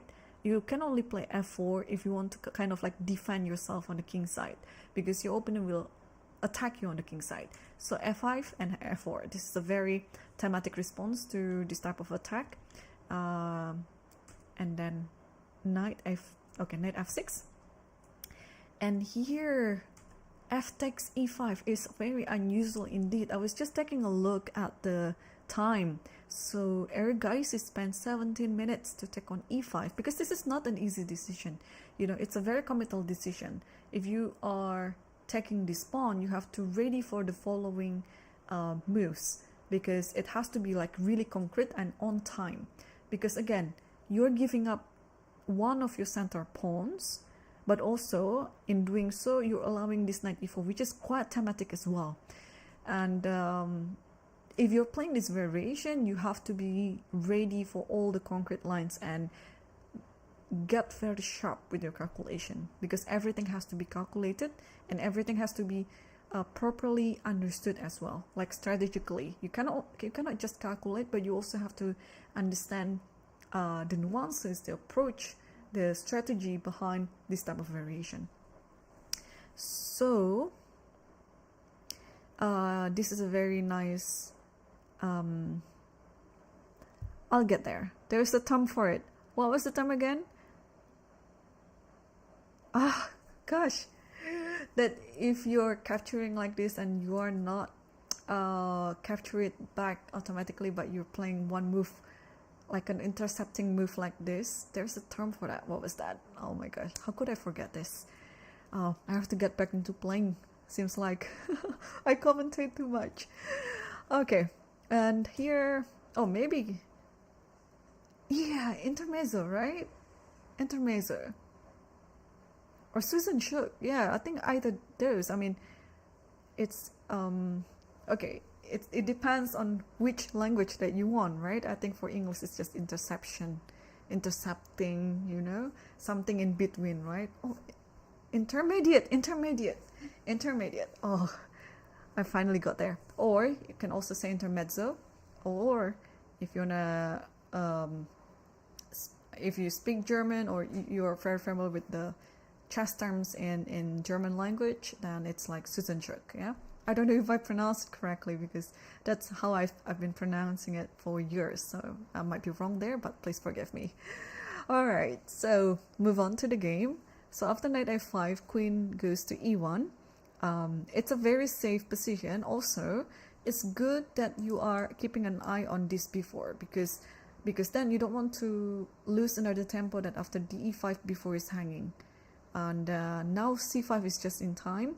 But again, this situation, it looks like both sides have something. Yeah, so it's going to be very hard to tell during the game which one is better. But of course, in hindsight, it looks like white is better due to the space advantage, especially in the center. But yeah, let's see how this game went. So bishop f6, you just push d6, queen has to move, knight c4. Okay, so the knight doesn't have anything else to do on a5 at the edge of the board. The job is done. It is time to revert it back to the center. Knight c4, and oh, this is some additional idea. This is some how to say, like a basic tactic idea. You have this type of fork on knight b6. Of course, Safarli is not falling into that, and then he play rook e8. But knight b6 is always a good move regardless of the threat on a8 and d7, because it is a very good outpost for the knight. It controls the d7 square in case you want to push your d6 pawn even further and try to attack it that way. It's a good outpost anyway. So the queen moves to d8, and now Erigaisi is still thinking. Yeah, I think he can sense that something is brewing. Yeah, like how do I win this position as soon as possible? Because I think he could feel like even if the knight on e4 looks really good, but to be honest, what does the knight do on e4, right? It looks good. I'm not saying that it is a bad knight, but again, in order to be a very good knight, you have to attack something, but it doesn't attack anything. It just positioned well there without any attack. So you have to be very tricky as white here, not to let the knight have the job. Because if the knight is out of the job, yeah, out of threats or anything, then white just stands better. I mean, look at the position. We have a pawn on d6, and the pair of bishops are, I think, they are better than black's pair. At least the bishop on e2. I mean, the first move that comes to mind is to play bishop c4, of course, but I don't know whether it is good enough. Or maybe I'm also a big fan of development. I'm just thinking whether I can really get my rook into play. If I can, then where to? c1, d1, or elsewhere. Or maybe I just push a4. That way my rook is kind of like playing, but also at the same time my threat for b5. So this is one idea. What else? Yeah, this rook I think is needed in the king side anyway, so we can leave it be. We don't have to move it away. I'm just a bit concerned about this bishop because f5, f4 might be a pretty decent candidate move. But in this type of position, usually you want to put it on g1 by planking h1, and then when f4 happens, you can nestle back on g1. But that looks a bit slow, right? Also, at the same time, I don't want to push g3 at all because I don't like to open up the position around my king. Okay, so now the question is, do we want to attack here on the following move, or do we want to defend? If we want to defend, then we have this type of move like king h1. What else do we have here?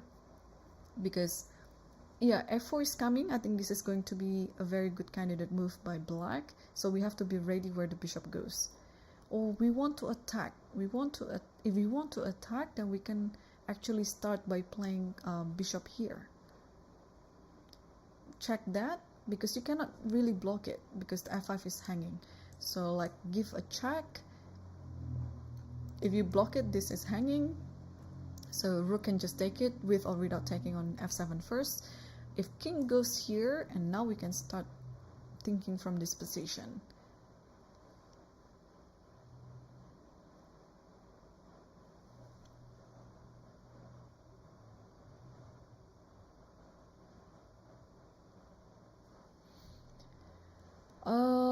Yeah, bishop d5 looks really good and tempting as well, right? Yeah, I mean, it's totally a very decent move because also it hinders f4 maybe, because it looks like the knight on e4 kind of shaky. Maybe it's not that shaky, but it looks like, okay, after f4 I cannot take it. It looks like it's a discovery, but okay, thanks to the rook on e8 it covers the knight on e4. But what to do after f4 now? That's the question. Can I just simply move back to c1? This is a hard decision to make though, because usually you don't want to retreat, right? Because also, for this reason, why I like my bishop to be on the other diagonal, like g1 crossed my mind, is because of this tactic, unfortunately. There you go, and we lose the advantage. So there's already like a concrete approach here that black is setting up to play, and white again has to be ready. It looks like a very good position, I agree, for white, but again, black is not giving up. Black is still trying, you know, to balance the position and create this type of threats as well. And now if the bishop goes to here, then okay, take a look at this sad rook as well, like e4 at some point can come up, and this somehow the pair of bishops of black will be like even dangerous than they were before. So and if you put the bishop on f2, then okay, this is such a nice bishop, black will be happy to grab it. Okay, what else? So if you already have like aggressive approach by playing bishop c4 check, let's follow it up with another aggressive approach. Yeah, bishop d5 looks good, but yeah, what about d7? Because after d7 I think you have to play rook to e7. I don't know whether it's for the better or for the worse. And now let's play bishop d5, yeah, because there is no more knight takes d6. But I feel a bit perplexed with this move actually. I still can play here, can I? And then you still have to move your bishop elsewhere. Like if you move here or here, I can just take it. I'm more than happy to take it. But if you play here, okay, what's your threat now? White is threatening to take here maybe, and take here of course. So now what should I do? At first, oh, I still can play knight d6 even though it doesn't take anything. What else can I do? That's one way to look at this. Okay, funny moves is knight c3 of course.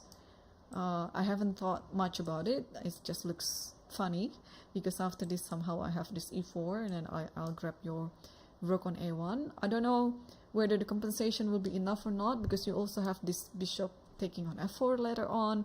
You also still have of course d7 pawn. Maybe the compensation is fine and white still stands better, but this is something that crossed my mind, this move knight c3.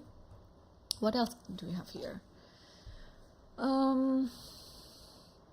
Okay, simply playing knight g5, is it an option?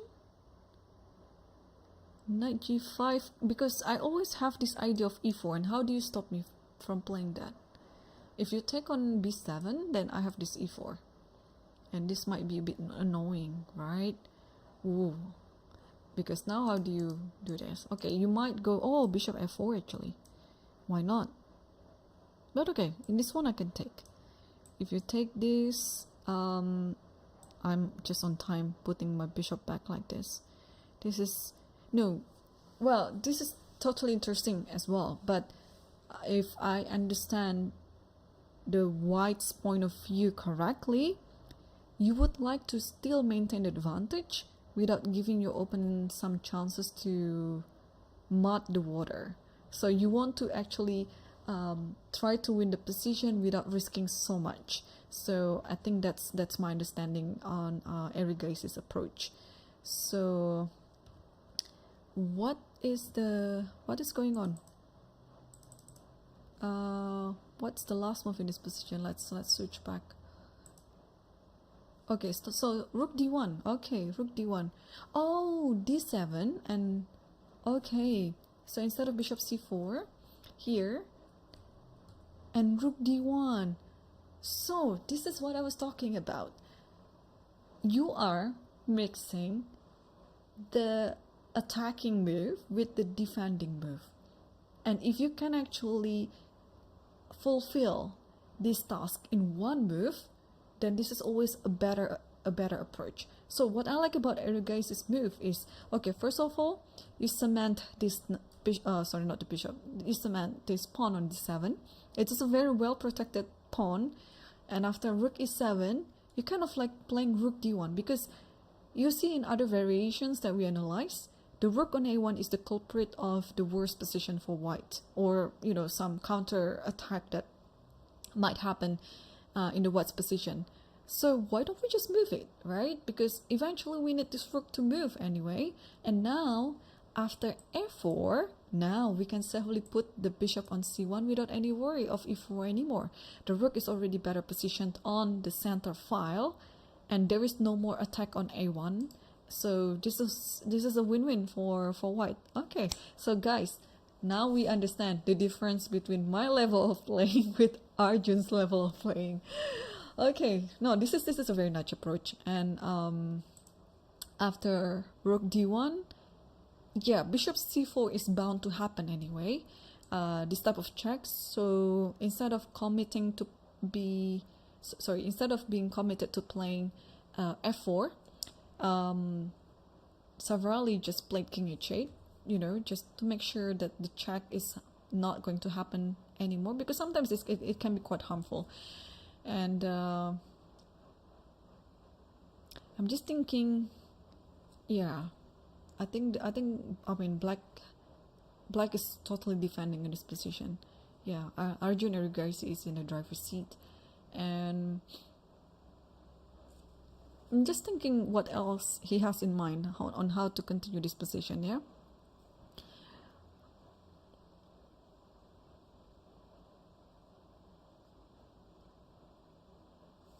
Yes, yeah, they're gonna so fun for the bishops. So it's yeah, that one is bound to happen anyway. So are we going to still play bishop c4 in this position, or do we have a better alternative? Yeah, the pawn. Yeah, I'd love to push c6, c7, and so on. So, but the question now is, we have to prepare for it if we want to push the pawns, right? But do we have time for the preparation? For example, if I play a4 in this position, of course my idea is to push this and push this, but do we have time? But again, white has to be ready with this f4 idea, because the bishop can no longer be on this diagonal and protecting the knight. So that is something, that bothers me. Like if I want to play a4, it has a very nice idea, but I felt like it's a bit too slow. But okay, let's find another alternative on what we can have in this position. I'm still leaning toward bishop c4. That looks like a very good move anyway. You're kind of restricting the king on h8 like this. It doesn't have a direct attack yet, but it just has a better position than it was before on e2. So, but if we want to play a more direct approach, what can be done? It would be nice if we can make that d5 work as well, but unfortunately d7 will be fallen, so we don't want that to happen. Yeah, what else is there? Maybe now it's time to play king h8. King h1. So that after this happens, then we can have bishop g1. This is a standard reaction with this f4 move. The difference is usually you kind of afraid of doing something like this, because usually the minor pieces will be around here, like all of this stuff, almost like, well, different of course, but like a king Indian's attack or something like that, which allows knight g3 to happen. But in this position, there's no way it's gonna happen. Even if it happens, you can always have this, and the bishop can always cover the h file if there's a check. So this is actually not a bad alternative, right? Yeah, just play. Oh, but what did he do? He did something.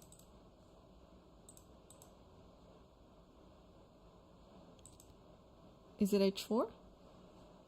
I have to refresh it. Oh, bishop d3. He played bishop d3.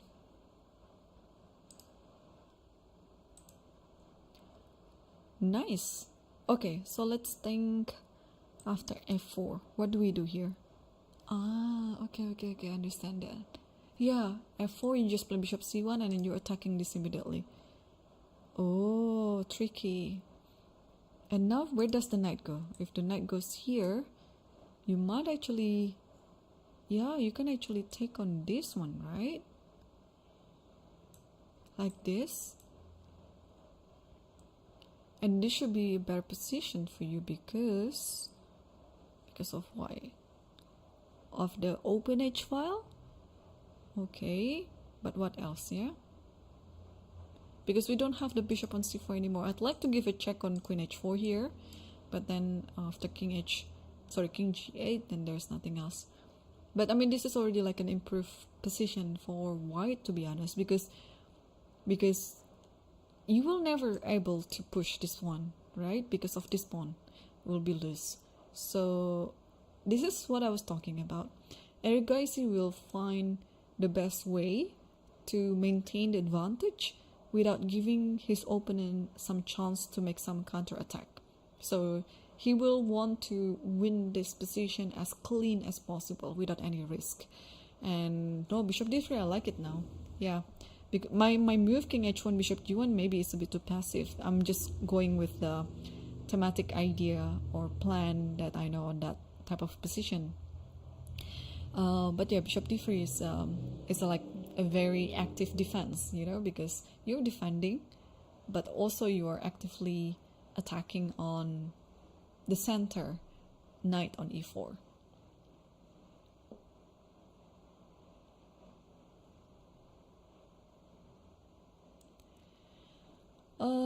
Okay, so yeah, we can see that Arjun left his board, walked around, and Safrali is currently thinking so hard right now, trying not to lose this position.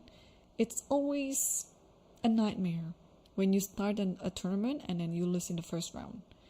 I mean, it happened to me many times, but then yeah, it's always like, oh, you just start something new, but then just when you started, it hit you back in the face, and well, eventually you'll get your motivation back, right? You'll get all this energy back for playing on the second round and so on, because the tournament is just started. But yeah, no one would like to lose in the first round of the tournament, or any round ever actually.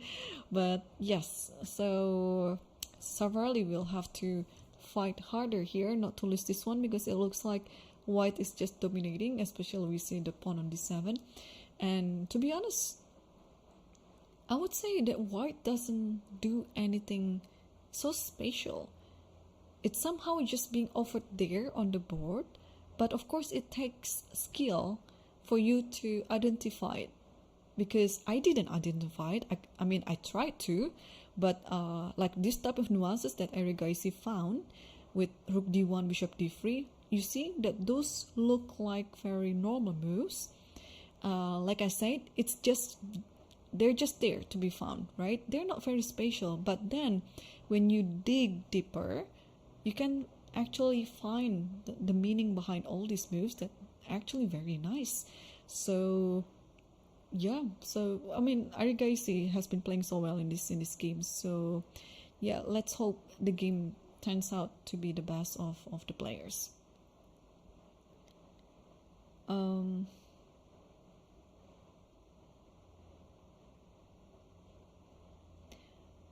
Alright, so let's move. Oh my god, we have to. I was going to direct us to the second board, but what is going on with the game between Yang Yi versus Nesterov?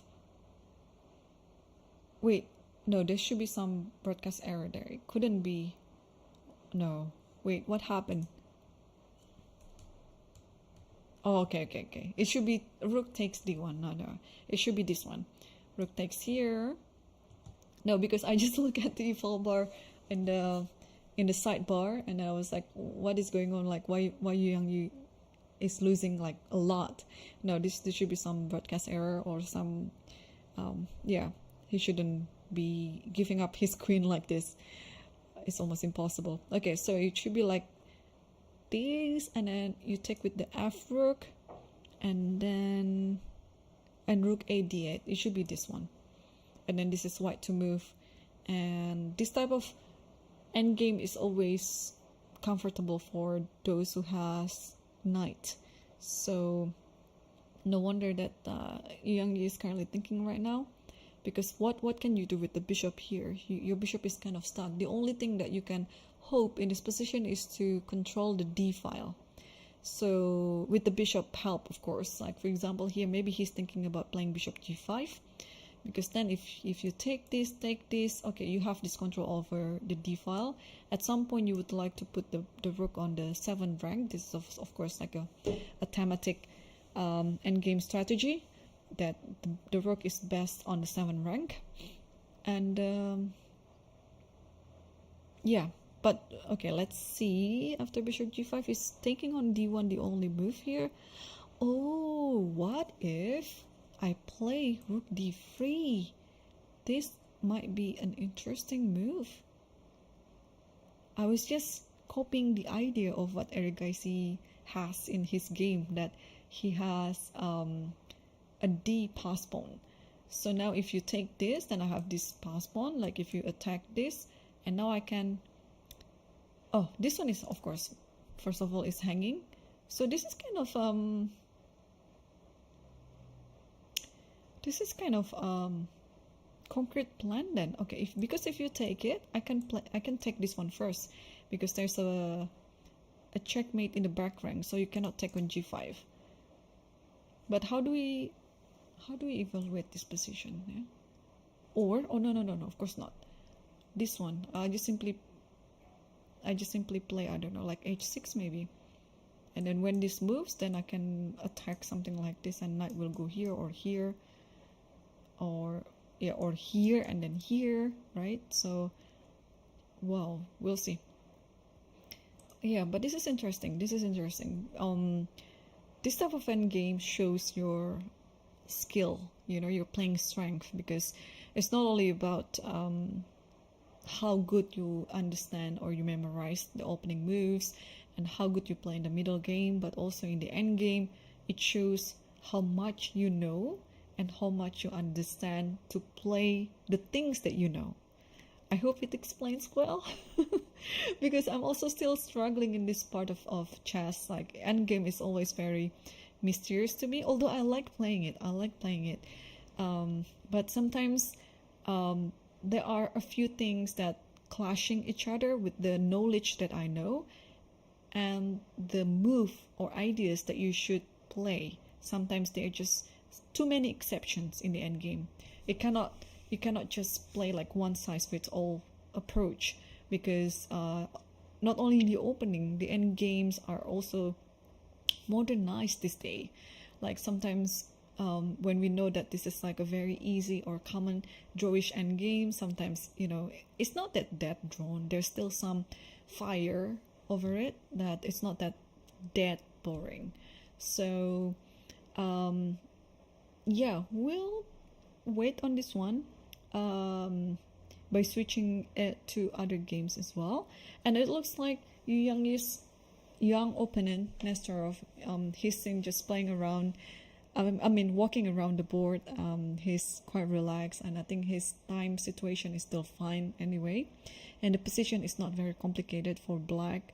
You just have to calculate, but there is no big complications like at all. So yeah, both colors are still fine here.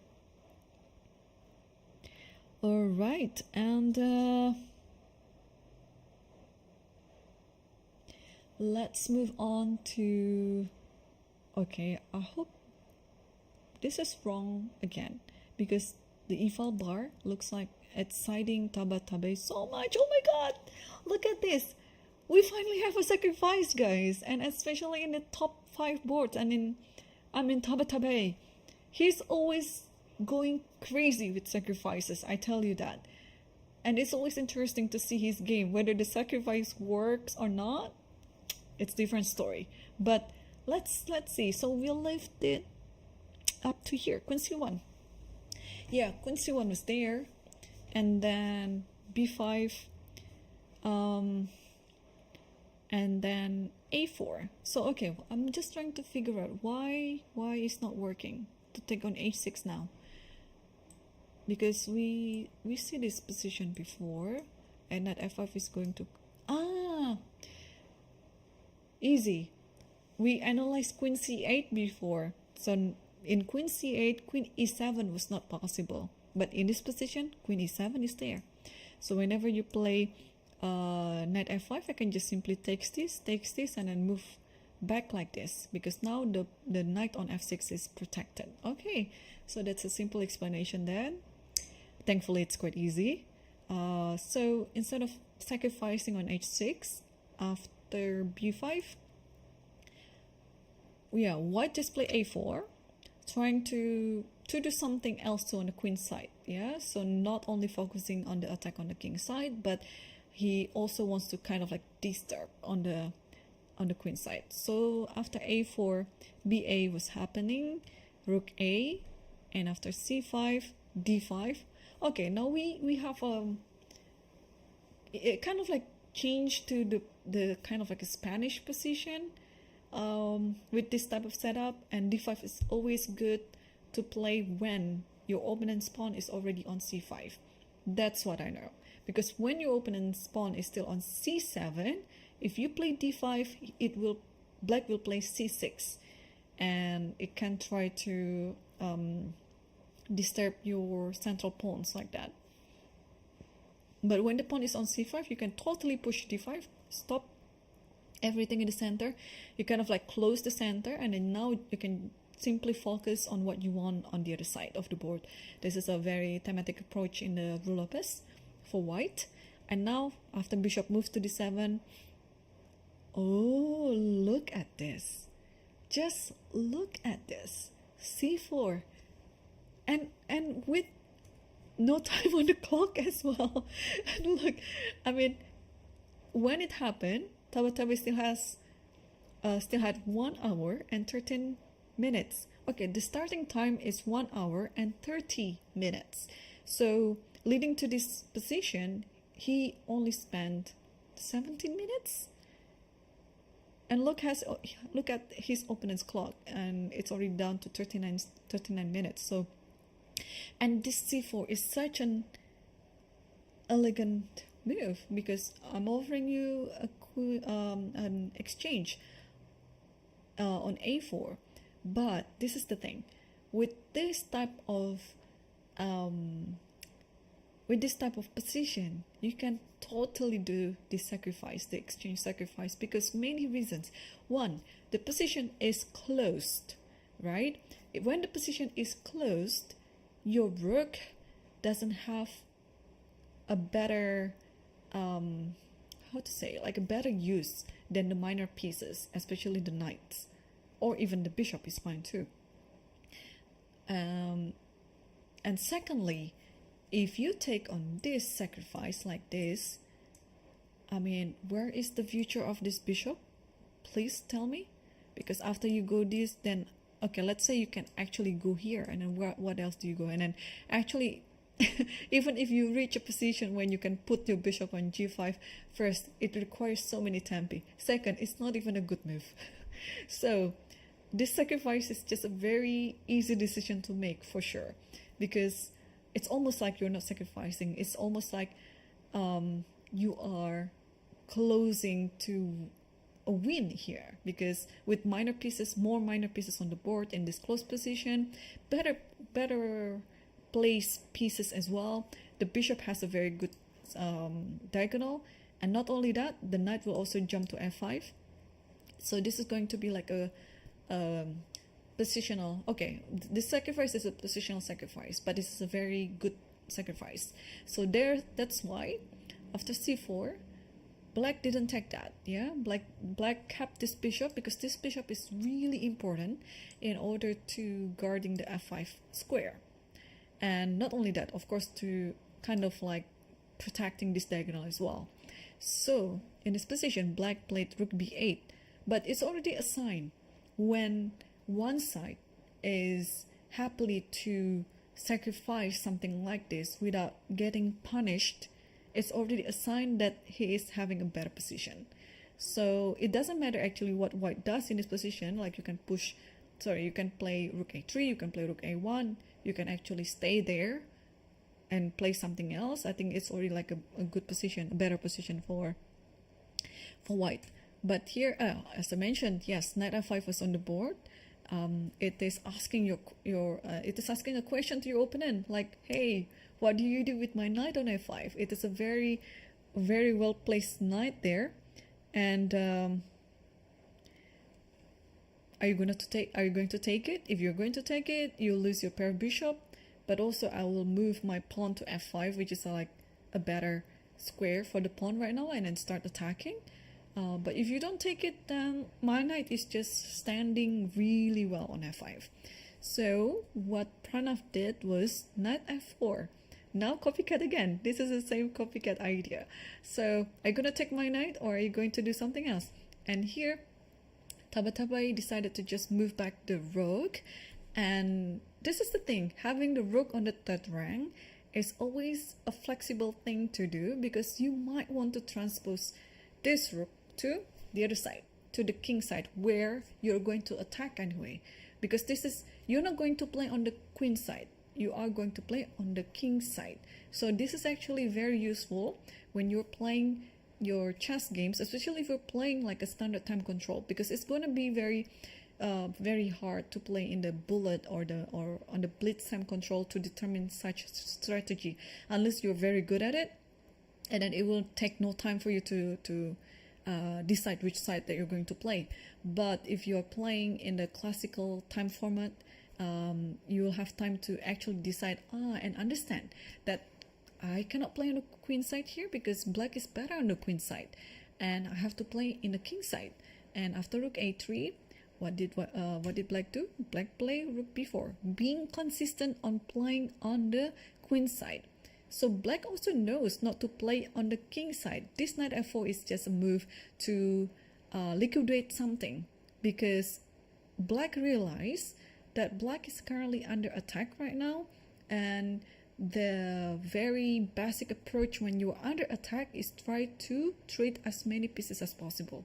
If you're trading pieces when you're under attack, you are going to neutralize the attack itself, because your opponent will need more pieces to attack you. So it's good to have this type of strategy or approach on the top of your mind so that you can just recall it really quickly.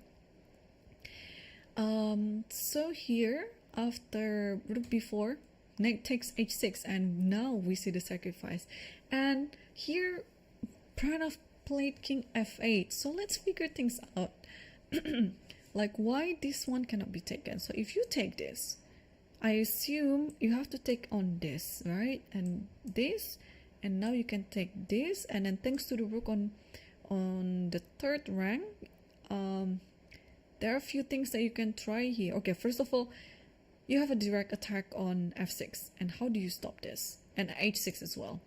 If you play king g7, let's say, knight h4, no brainer. Rook g3 is coming, so this is a simple follow-up moves after the sacrifice, and then you can win one of the material, or even win the king, right? Some checkmating is there. So many ideas here. That rook g3 is coming, this attack, and probably this attack as well. Depends on black's move, of course, but I can understand why it is scary to take the sacrifice. Yeah, so therefore after knight h6, black didn't bother to take the sacrifice. But again, Tabatabai has already done 2 sacrifices, and none of them was taken or was accepted by black. So very, very good sign again for white on how comfortable things are. Sacrifice here, not being taken. Sacrifice there, also not being accepted. So, and now white is enjoying an extra pawn. But okay, white has to be careful with this pawn on c4 as well, yeah? Because this one is hanging. And okay, bishop f4 takes here, and then queen takes here. Very, it's making a lot of sense. This one still cannot be taken because this one is hanging on f6. And now rook c4 is the last move under a current position right now. So how do we... No, this is a very enjoyable game, to be honest. Like if you are playing with the white pieces here, I'm sure it's a dream to play in this position. So how do we proceed with the attack? Yeah, how do we proceed this? Because we foreseen this type of sacrifice on h6 anyway to happen a few moves ago, and it happened now. Maybe it is a perfect timing. And yeah, what can I enjoy the position a lot? I mean, look at this bishop still. Yeah, it doesn't work. And the king is under attack, but okay, we still have to be quite precise here. We cannot just lagging behind. The first thing comes to mind is to play knight g5, sacrificing this one, because if you take this, I don't know whether it works actually. It might not. It might be that I'm being a bit too fancy, but my idea is to give a check here, because if you take this, it's a mate on f7. But if you don't take it, okay, sorry, if you don't take it, then there comes my idea with e5. It has, I mean, a lot of calculation to be done here, to be honest. Yeah, you cannot just play without thinking, because okay, now my threat is just I want to take this check and then attacking the queen, of course. But if you step down with the king like this, I can take this and take this, and I just enjoy everything, keep capturing anything. Yeah, or maybe not immediately, because I think I can do that too. I was a bit worried of the sacrifice, but I shouldn't. I think it's fine. Like takes this, the king hides on h2, and the king, this knight is kind of like, I mean the king is kind of almost mated. I mean, you can take this knight, of course, but all these pieces looks really loose. Yeah, but how do I proceed actually? Looks good, but how do I proceed? Oh, if I could somehow get some mating attack on c7, that would be great. But that's not easy. Oh, I can just take this, yeah? I can just take this. Okay, I might not be playing the best moves, but maybe I should have taken on f6 first. But at least this position, I mean, like for example, I take like this, and now I do this. I think this is a better move, right? And at the very least, I'll take on e8 next move, because if you take this one, you can only get this, and after king h2, we arrived to almost similar position, but now the black knight is already gone. So it's a better version for white for sure. But what did Tabatabai did? What did he do? Oh, he played bishop b1. Yeah, I think I might be a bit too fancy for different reason there. Like after knight g5, maybe this works, because after this you can take this. Just too many pawns. I mean, too many pieces being sacrificed. Like if here you have bishop c8, and this one is protected. Yeah. Again, this type of player, we see also the same approach like what Eric Gaisi has in his game. Like they know they are better, and they want to finish this off without any risk. So bishop b1, yeah, why not? I mean, you don't have to change anything in this position. You don't have to force things, right? Because yeah, the position is pretty safe for white. White is already enjoying the good pawn on h6, which the knight right now is attacking the king and cannot be taken. And soon, maybe after this, knight g5 might happen, or e5, you know, any sort of those moves. Yeah, so it's looking great for white. Do we have any games in the master section that also include some sacrifice but accepted one? Because in this game we have 2 sacrifices and none of them was accepted by black. So I'd like to see if there's any game that has a sacrifice and got accepted by the opposing color. Yeah, for those of you who just joined, welcome to the Lichess broadcast commentary of the Sharjah Masters 2024. We are currently live on Twitch and YouTube, so make sure to join us on the chat there. And let me know if you have an interesting game in mind for us to look at, because I just cannot pick which one. We have so many good games here. And how many games are there? So we have 44 live boards. Oh, we already have a few games that finish. I cannot really comment on the game between Mishra versus Rajovic because as far as I can tell, there was some broadcast board error or something.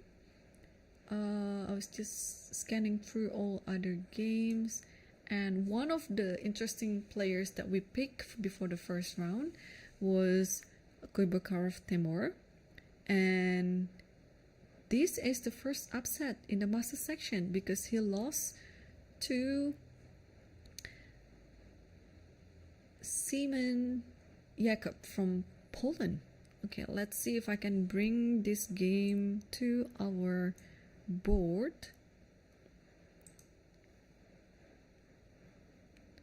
And 1 second. Yep, and back to the camera for the room there. What's going on? Yeah, I'm just trying to understand. This shouldn't be the final position of the game because this looks like it's still pretty much equal. So we can double check on that later. This should be included as the interesting player. Actually, I just realized we have the rising star of England chess, Shreyas Royal. I think he's already a grandmaster. I mean, he's that level. I don't even know whether he's already grandmaster or not, but he's already that level. Yeah, I think he already passed 2500, and yeah, he's the rising star of England chess right now. And this is the current position against the experienced Rinat Jumabayev from Kazakhstan. Rinat has been long Kazakhstan #1. I don't know about the current May rating list because it changes from time to time, but as far as I know, yeah, Rinat is always at least in the top 3 of Kazakhstan chess in the men's section. Okay, what do we have in this position? So looks like white is under attack. The knight on a4 is attacking, kind of like in the attacking mode to the king. The rook covers the c file. The queen is centered beautifully on d5, but also white has a pair of bishops. White has, I don't know whose king is better in this position, the white king or the black king. Maybe the black king, because even though it is in the center, but how do you attack the king, right?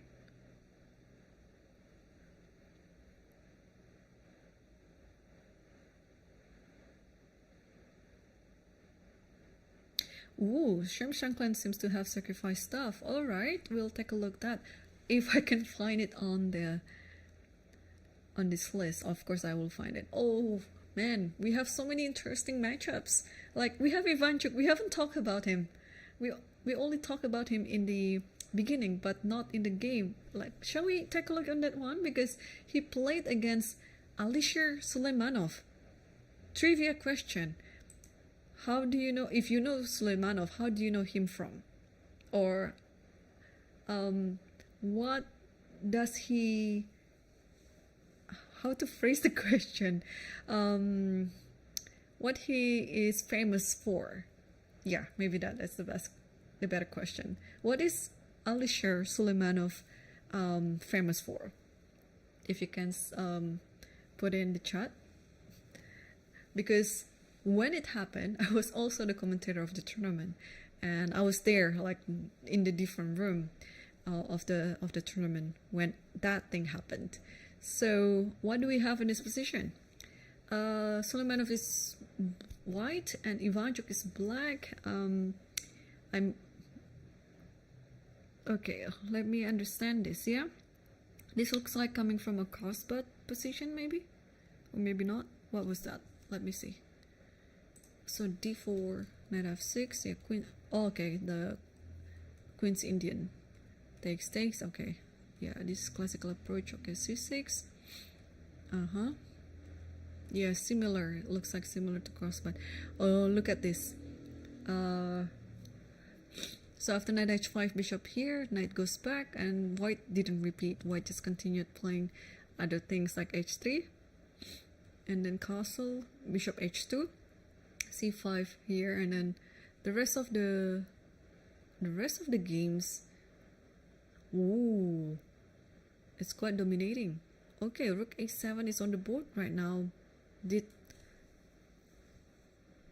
Ivanchuk miss some tactic there? Because okay, but bishop c8, you have to play it, right? You cannot play the queen because e7, bishop is hanging. Yeah, so after this, Ivanchuk is still thinking. So yeah, just about 6 months, maybe 8 months ago. 8 months ago, Suleimanov played in the Sharjah Masters 2023, and he beat none other than Magnus Carlsen. He was also playing with white pieces, and I think for the past few years, he could be the lowest rated player who ever beat Magnus Carlsen in the standard game. I have to double check this, but he was still rated 25-10 that time, if I'm not mistaken. I mean, Magnus suffered a few losses, of course, during his recent careers, but usually it's just among his own peers, right? The 2700 and above. Yeah, but Suleimanov was 25-10 then. I think he's increasing some rating points by now.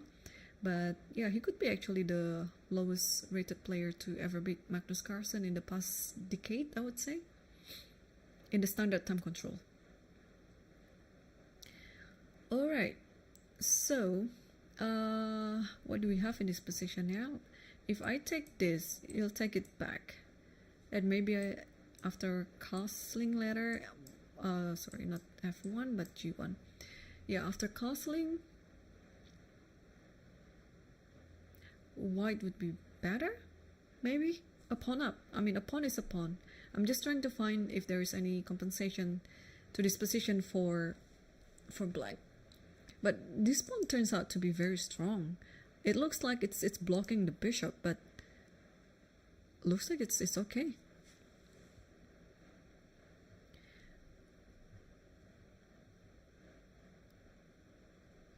Alright, and if you take this one, you have to take it with this, and maybe after this takes this, and again I think white is having a better position, although this might be it. Yeah, and you can play bishop a6, stopping the king from castling, because after you take this also, I have this move, and then I'm going to attack this. Like if you have this, okay, this should be the compensation.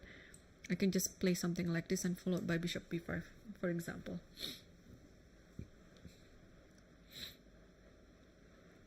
Okay. Oh, but Ivanchuk played something else. He played b5. So the idea of b5 is if you take this, you're gonna take this, and you have to take it with the queen. You take this one with the queen, and then you take this. Okay, but now the difference is between these two bishops, and this is always the thing with opposite colored bishop. When you're playing with opposite colored bishop, please make sure you have a better bishop than your opponent, because this one will be a massive attack after bishop a6. And then how do you defend this? You simply cannot. You cannot defend that. The only thing that you can do is run away with the king, but then this is just a matter of time until you get checkmated. Like after this, what else can I do here?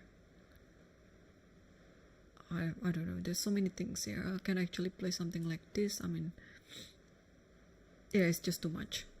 So you cannot do that. So the alternative is not to take on b5, but what can you do? Oh, this has happened. Like how? Let me... take on e7. Okay, so that's a very smart approach as well. You're playing an aggressive move. I mean, you're countering an aggressive move with another aggressive move. So yeah, b5 rook takes e7, and then you take on, you have to take on the queen, because if you take on the rook, the a8 rook will be also gone. So you have to take with the, you have to take this, and then take this, and then take this, and knight e4.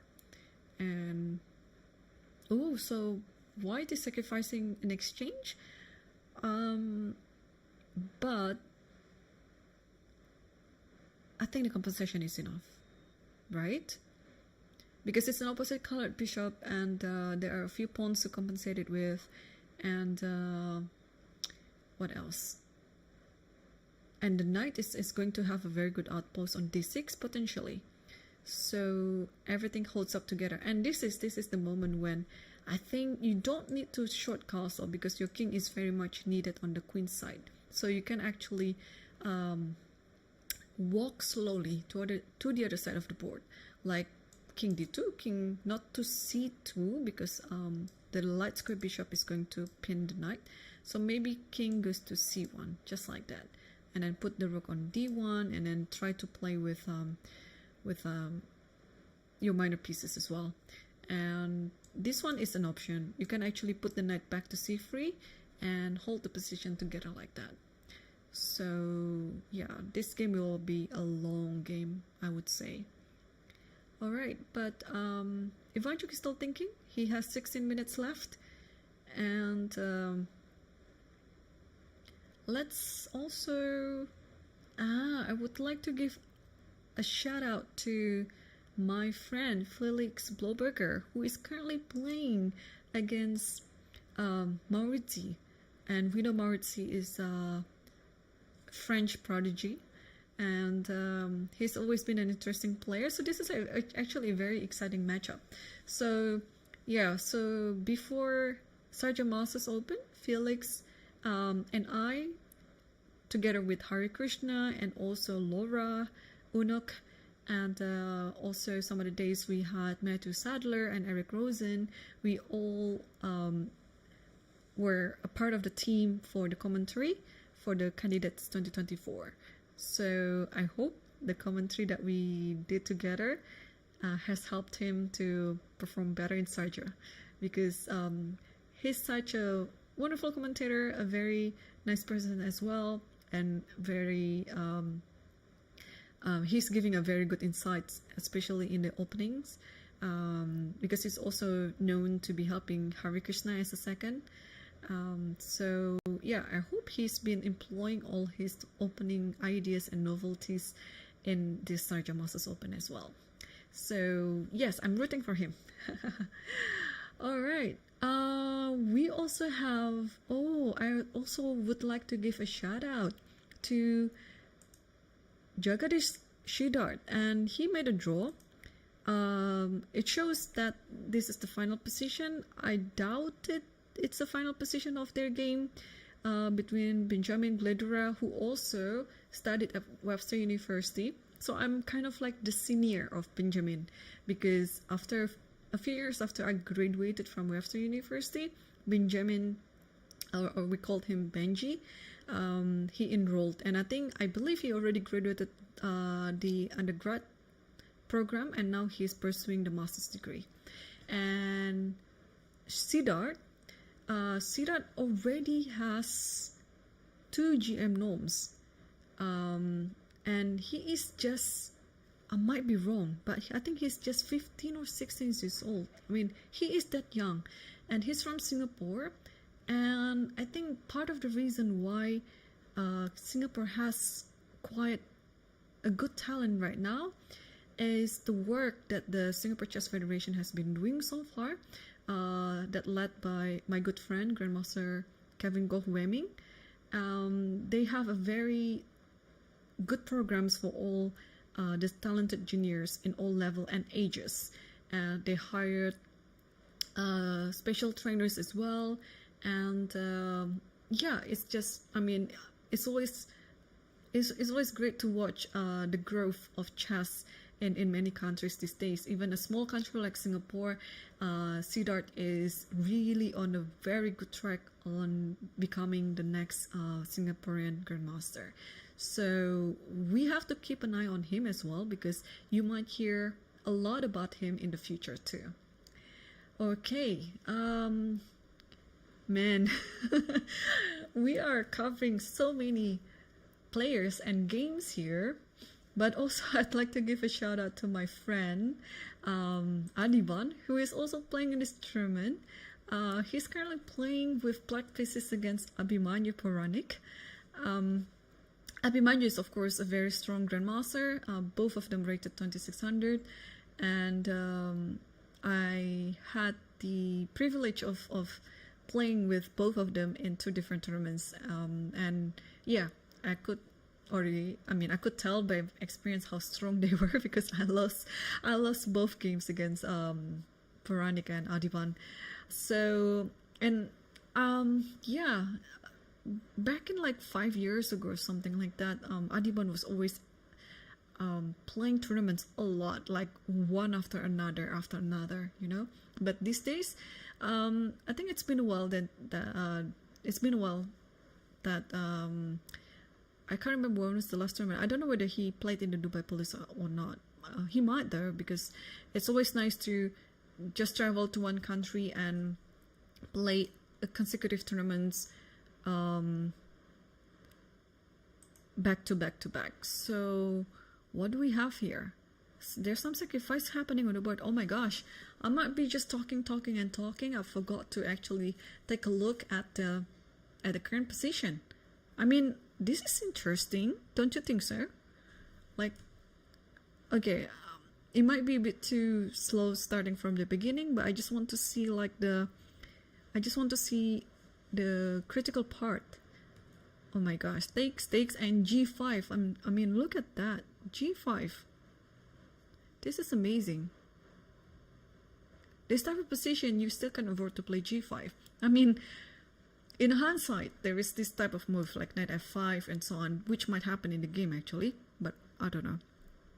I mean, requires lots of calculation, of course, but this is what I like about how Adiban plays. Like, his approach is always unpredictable, and but at the same time, if he wants to play a very solid chess, he's the type of player who likes to suffocate you little by little.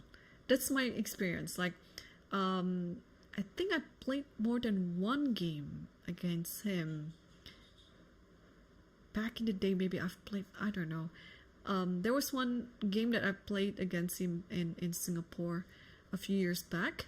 And yeah, he knows lots of opening theory, of course, and he can try to play the middle game. I mean, he will try to outplay you also in the middle game and of course in the end game. But if he wants to be a very tactical, aggressive player, he can be that too. So G5, and then bishop takes c6, and then g takes f4, bishop takes e8, and f takes e3. Okay, so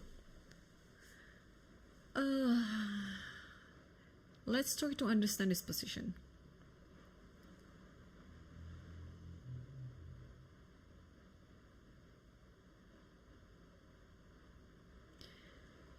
Right.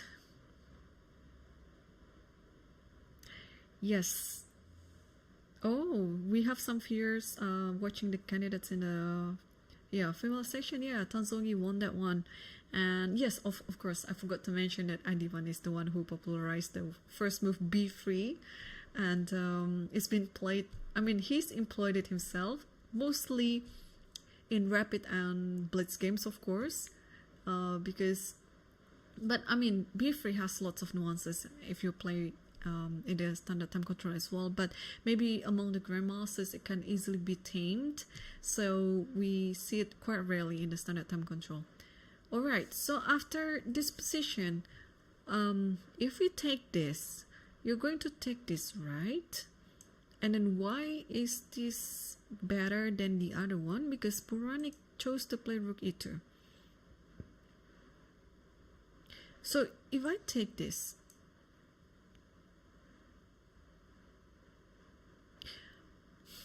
I'm just trying to understand. Do you take it with the king? Is this okay? I think it's fine, yeah? Because there's some idea, like if you take right now, and then white will just pressure this bishop, like this.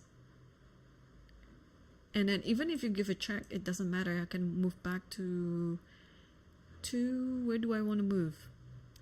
I have to be careful still because there's queen c6. So for example, if I move here, there's queen c6, and if I take this one, there's a check like this, though I'm not sure whether this works or not. Like this, and then give a check again,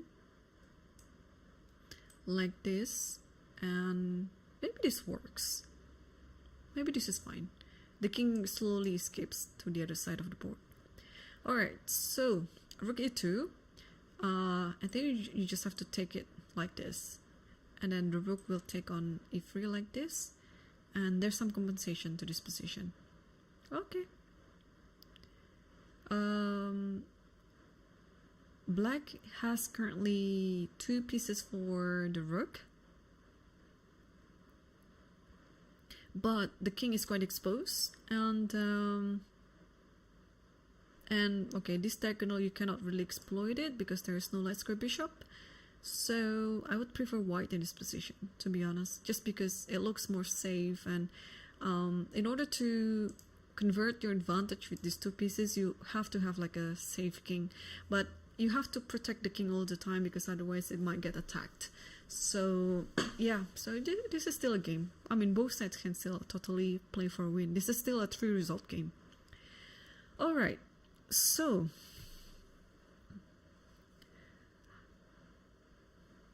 let's move back to the top boards maybe, yeah, and see how people are doing on the top boards. Let's see Erigaisi, because he has a better position, close to winning position before when we left it, and it looks like the advantage is getting bigger, right? I mean, the d7 pawn is already disappeared, but he won an exchange up, and oh, this bishop d3, we left it on bishop d3. There you go. And in this position, black played f4, and then bishop c1, knight has to go to g5, so we kind of like predicted this moves, right? Takes, and then queen check, knight here, and then queen stays on g4. And yeah, again, if you don't react to this, it might be things are getting out of control very soon, because let me tell you one thing. Queen g4 is a very nice position for the queen here. And another idea is, like what we see on the game between Tabatabai versus Pranav, a rook lift. A rook lift is very important. So we didn't really use this rook before because we thought that that rook has to be around the king, you know, as a defender. But now it can act as an attacker by playing rook f3, and possibly you can put it on h3 without any worries, because now in this position black doesn't have a light square bishop anymore. So you're kind of like, you're safe putting all your pieces on the light square because it's not going to get attacked anyway. So therefore, in this position, black play g5, just try to create more space around the king on h8, because otherwise it might get mated.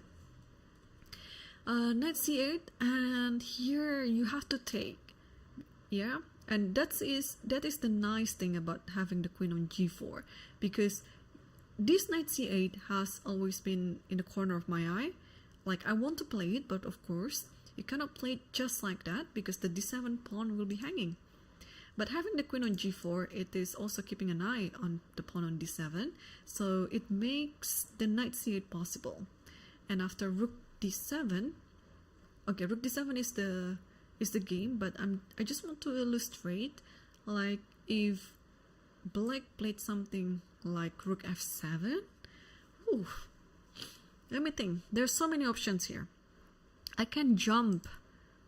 Can I actually?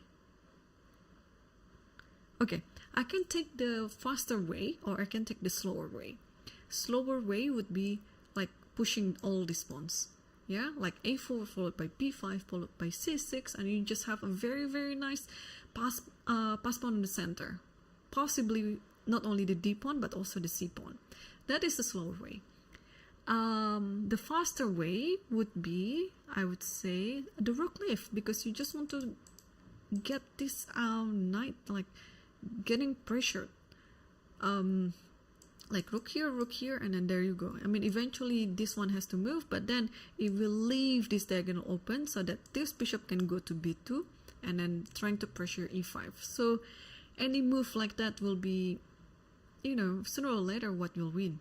So in order to eliminate all these attacking ideas by white, black has to sacrifice the exchange by taking on d7, but this doesn't solve the problems. It's solved temporarily, there is no attack, but then in the long term, I mean, black is already down an exchange.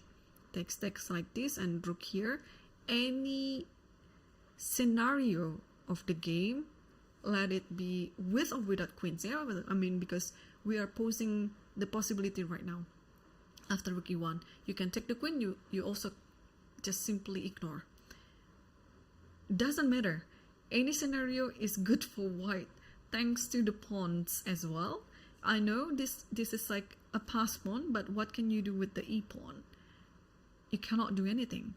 And if you take the queen, we are getting our rook on the 7th rank, which is the dream rank for the rook, and then you're immediately attacking on b7. Okay, you can argue that you can protect it, but again, this idea is always there, like a4, b5, and maybe just keep it that way. And maybe, oh, doubling up the rook like this. Oh, no, what am I talking about?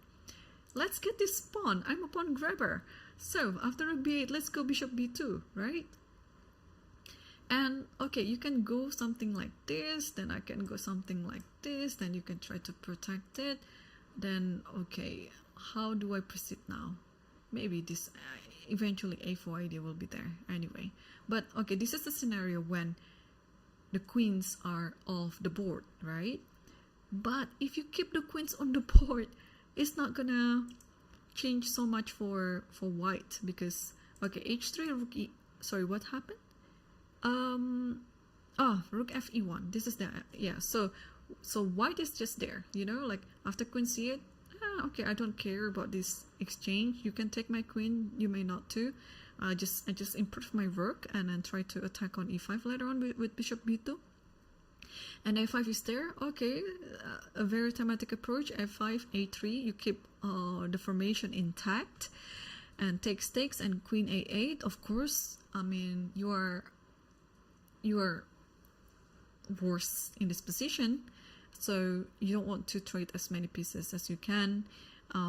again, for white, it doesn't matter. You can trade the pieces. You can also keep playing with the queen on the board.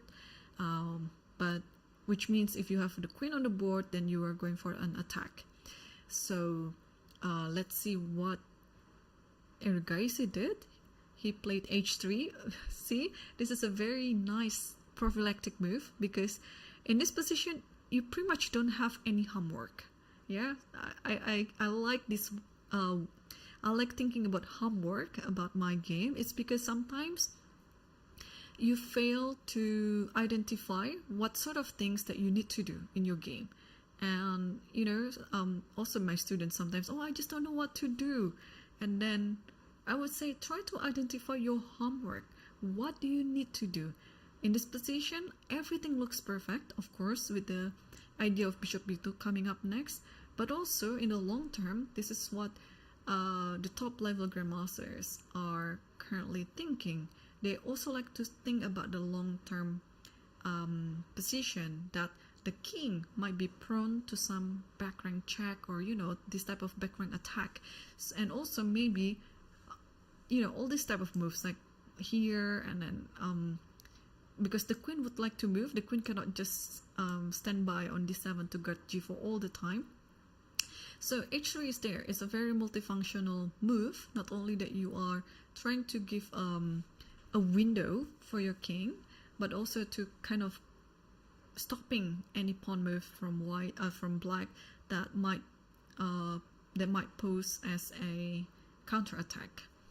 So after h3, rook e8, queen d5. Yeah, this is such an enjoyable position for white, and we see in the camera, in the live camera there, yeah, Arjun is not on the board. I mean, rightly so, because this is, I think for him this is already like almost over. Like we can expect this game to finish in the next 15 minutes maybe, with white wins.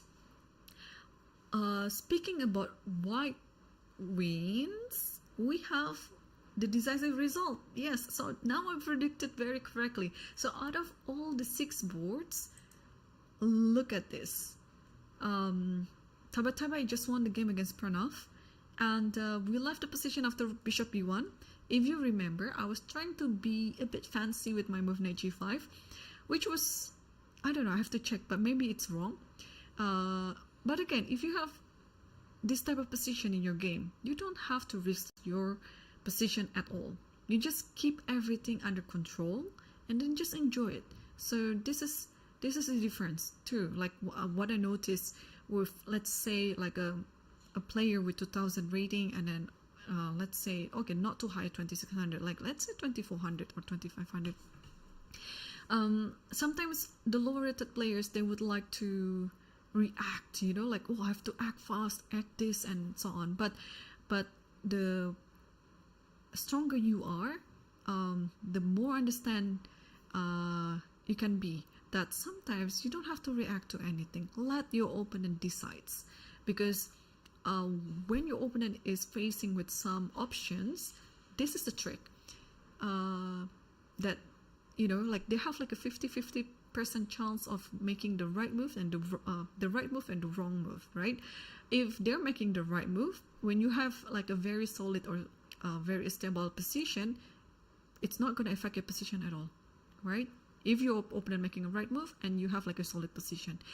If your opponent make a wrong move and you have a very solid position, then that's it. You know, you can just punish him right away. So sometimes the trick is not to react to anything. In fact, sometimes the trick is to give your opponents options, to let them be confused and then just pick the wrong move. And then if you, okay, maybe for the first critical position, it happens, they pass, yeah, like they kept making good decision. But if you have this type of position again and you keep making options, you know, means statistically, if you're a stronger player, of course, eventually your opponent will fall into that. So yeah, so I mean, this is my experience of playing against like low rated players and then stronger rated players as well. So yeah, after bishop e1, rook b4, because the rook is not working well on the c file anymore. It was dangerous because it took the pawn. But after rook b4, knight g5, guys, finally my move, right? Okay, so I feel a bit happier right now because I thought knight g5 was such a, you know, looks fancy but doesn't do anything good in white's position. But this just validated it. I'm so happy that knight g5 is actually a good idea, but without taking any risk. Because if you see this position, when I mentioned about knight g5 in this position, like, you know, you have to calculate about rook c2, you know, whether this sacrifice will work or not. But then after you stepped away with the bishop to b1, you don't have to think about this anymore. And after rook b4, now you can focus on attacking by playing knight g5. The game went with rook e7 and rook g3, so bring all your pieces to the party. When you're attacking, bring all of them. And after c4, queen takes f6. Oh wow, what a beautiful finish, man. This is gonna be on Lichess tactic study, I would say. Yeah, I don't know whether you already utilize this feature on Lichess, because sometimes before the tournament I'd like to prepare myself, not only opening wise but also the sharpness of my calculation. Yeah, and then Lichess has this great tool of puzzles that you can choose out of like, also you can filter it to the top players, and then it will randomize the themes as well. So it's helpful actually, because sometimes when you are solving some tactics, you already know the theme of the tactic, yeah, because it says so there. But it just has this feature that when you are doing all these tactics, and it's going to be randomized, and it only tells you what is the theme of the tactic after you solve the puzzle. So I would definitely recommend you to do that, because things like this, you can easily spot it in seconds. Yeah, I mean, what a beautiful finish. Oh, I forgot to show you. I mean, this is where black resigned. But if the queen was, I mean, this is another sacrifice. This is the fourth sacrifice, guys, or the fifth actually, because the knight on h6 can be taken at some point. But I mean, just look. It's really nice. So after takes here, you give a check here, and after here you give a check. It's almost like a self-mate. Yeah, the move like rook e7. The move like rook e7 is like black is setting up itself to a mate. Like, this is the place where the king have to escape, but then black just close it up. So, all right, what do I feel about this? I'd like to analyze this one actually. What is the difference playing knight g5 when the bishop is now on b1 compared to when it was on c2? So let's say I take this. Let's take this, because this is what we saw before. Okay, well, now what's the difference? The difference is probably I can play e5 right away. Or, okay, I can play rook f3 first. Let's throw it that way.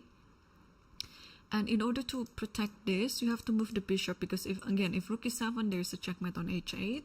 So move the bishop, I don't know, a4, b5, let's say b5. Okay. At the very least, you have this type of attack, yeah? Check, here, and check. And here, and check, at the very least. I don't know whether maybe there's something that's better. The difference with the other position before was that maybe after this you can play something like this, and then rook can take on c2. There's some compensation maybe to that, yeah, although I believe it's still better for white. But I mean, this is a cleaner approach and just winning on the spot. But I'm sure there's something better than, I just want to give a checkmate, you know. I mean, winning material is nice, but if there's a checkmate, that's even better. Oh, what about checking here, here, and checking here? You cannot go here because of rook f7. You have to come back, and now we can do whatever we want, yeah?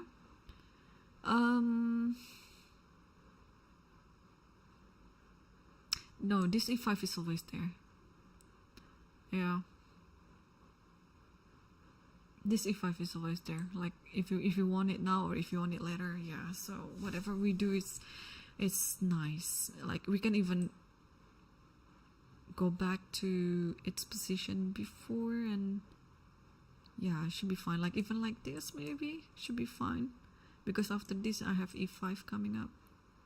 Yeah, so no, that's such a nice finish by Tabatabai, and yeah, congratulations, because Pranav is not an easy opponent to play against. He just won a very strong tournament as well prior to this one 2 days ago in Dubai Police.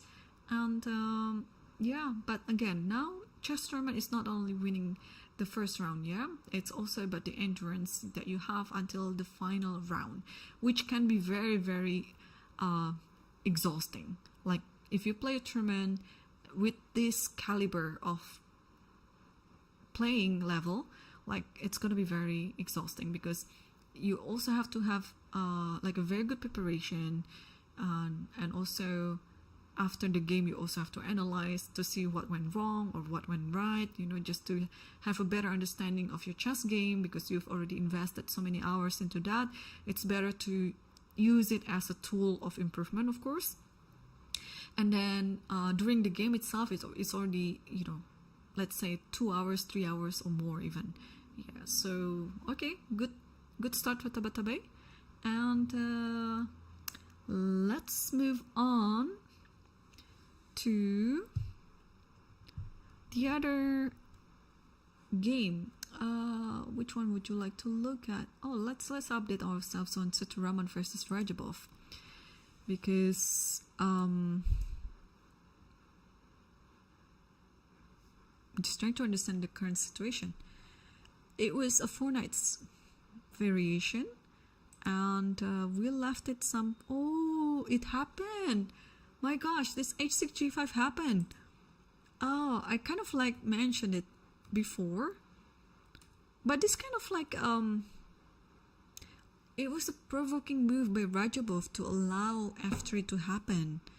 So, and when bishop went back, d4, knight here, and now, and we know Rajabov is a very strong King's Indian player, so he might want to approach this position like how it is in the King's Indian, like the attack.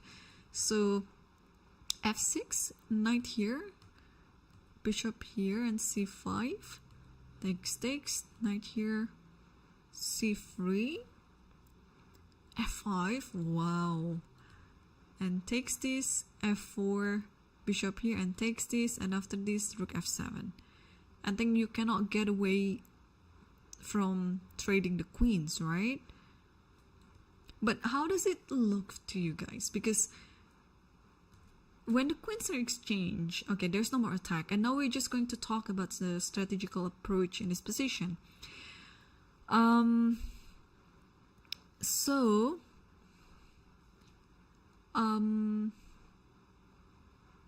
pawn on e5 is standing on the color of this bishop, and as we know, this is the root of the pawn chain, and it's very important to identify that, actually, because in the long term it can pose as a problem to your endgame.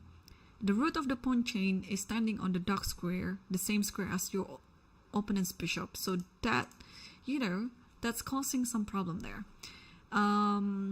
It's a bit different with this root of the pawn chain, because it's still on the second rank, and it usually, the more it is backward, the easier it is to defend compared to the pawn on e5.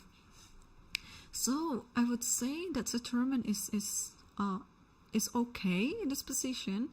I'm not gonna go too far by saying that he's better, because also I just wanna I cannot see if there's any advantage in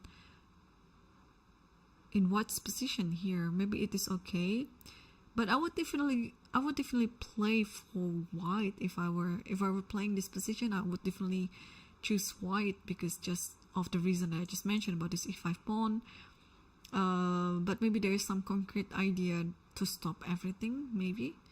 But yeah, this game will be a bit longer. I mean, it will be resolved in a long endgame approach. Let's put it that way.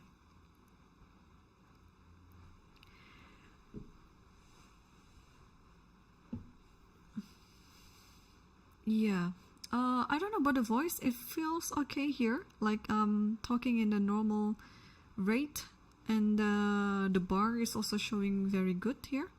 So okay, let's move on to the other game.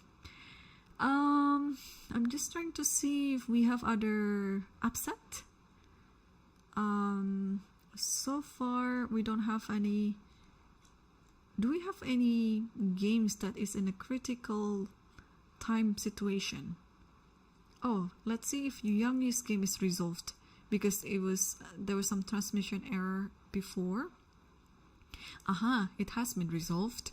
Okay, that's good. So after rook c1, queen takes d1, rook f takes d1, and rook a d8, rook d6. Ah, so using the same idea. So because black also has this possibility of playing rook d3, so before black can do that, Yang just tried to stop it by playing rook d6 himself. Takes, and now knight b8. But now this pawn is a very double-edged pawn. Like, it can be strong or it can be weak. It's nothing in between, because okay, it's a pass pawn, right? And usually a pass pawn, you want to have a pass pawn, so it's strong. But again, I think black has enough defender for the pawn, and the king is quite close to that. So white has to react very promptly, not to lose this pawn on the spot. All right, so let's see what Yang Yi did in the game. So a4, knight d7, stopping the pawn. a5, trying to gain space in the queen side. c5, b4, because this is always a thematic idea, putting the rook on the 7th rank. So I believe that after this is the plan. Yeah, so that pawn sacrifice on b4 is not really a sacrifice, because if white's rook is able to penetrate the position and position itself on the 7th rank, then white is just standing better, I would say. And the pawn on d6 pawn is no longer a weakness, it is actually a very strong pawn. Okay, so now black tried to defend it by playing rook c8, and now you take, and now this is actually okay, you have to take with the rook. This is forcing, because if you take with the knight, now again this pawn is a very strong pawn. Now you can just push it like that, and you cannot take it because the rook is hanging on the back rank. And if you move the rook, then bye bye the knight. Yeah, so it's kind of like forced right now to take on the pawn with the rook. And Yang Yi understands that if you just trade the rook like this, you don't have anything to attack anymore. So it is very important to keep the rook on the board. And because imagine the position after you take like this, white doesn't have anything else to play anymore, because the king can just come like this and eventually this will fall. And with the I wouldn't say it's the minor attack, because it is already in the end game, but black has a majority pawn on the queen side, although this one is technically in the queen side. But what I meant is these two pawns on A and B, which can pose as a decoy or outside pass pawn, or this type of theme. And this pawn on d6 will be fallen anyway. So he did the right thing. I would say that after rook takes c5, he didn't trade the rook, but he played rook b1. He needed this rook for attacking. The same goes with black. So it's good that you try to divide the task. Yeah, one piece is to defend, one piece is to attack. Because look at this bishop; it doesn't do anything but defending the pawn. We're still trying to determine whether this pawn is a weakness or is it a strong pawn. And at the same time, in order for you to work out that thing, you need your rook to kind of making attacks, making disturbances, because you still have some chances in this game to win the game actually, although it looks like quite equalish, but there's still some threats coming up this way. So after rook b1, b6, was there. Again, you don't want to take on a5 because putting the rook on b7 like this will just be better for white. Maybe it's close to winning even. So you don't want to do that. So after this b6 and takes with the pawn, of course. And after that g4.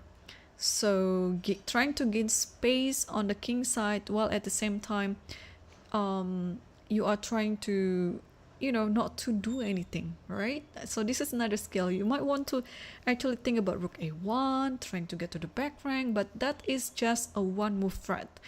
One move threat means that it can easily be responded or can easily be anticipated. Yeah, like after, let's say, rook a1, you want to get to the back rank, okay, but then actually I have to be careful, right?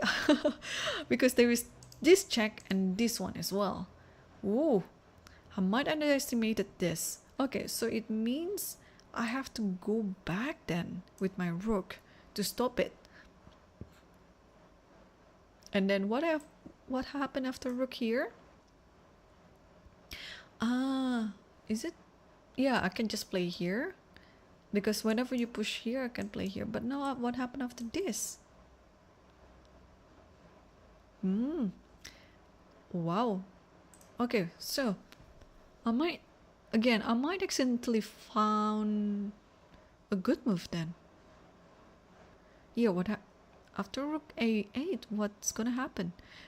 Because I was thinking, easy.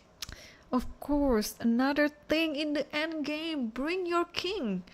Not to f8 there because it doesn't change the thing, but f6, that's it. And you'll be happy with the position. Because, okay, whatever you do, oh my gosh. Can I play rook a7 now?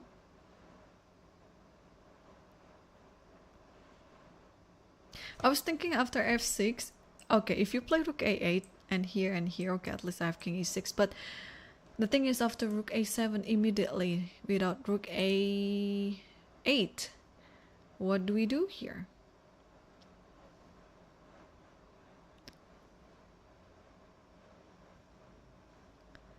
Just rook a8, rook a5, right? Yeah, why didn't I think about that?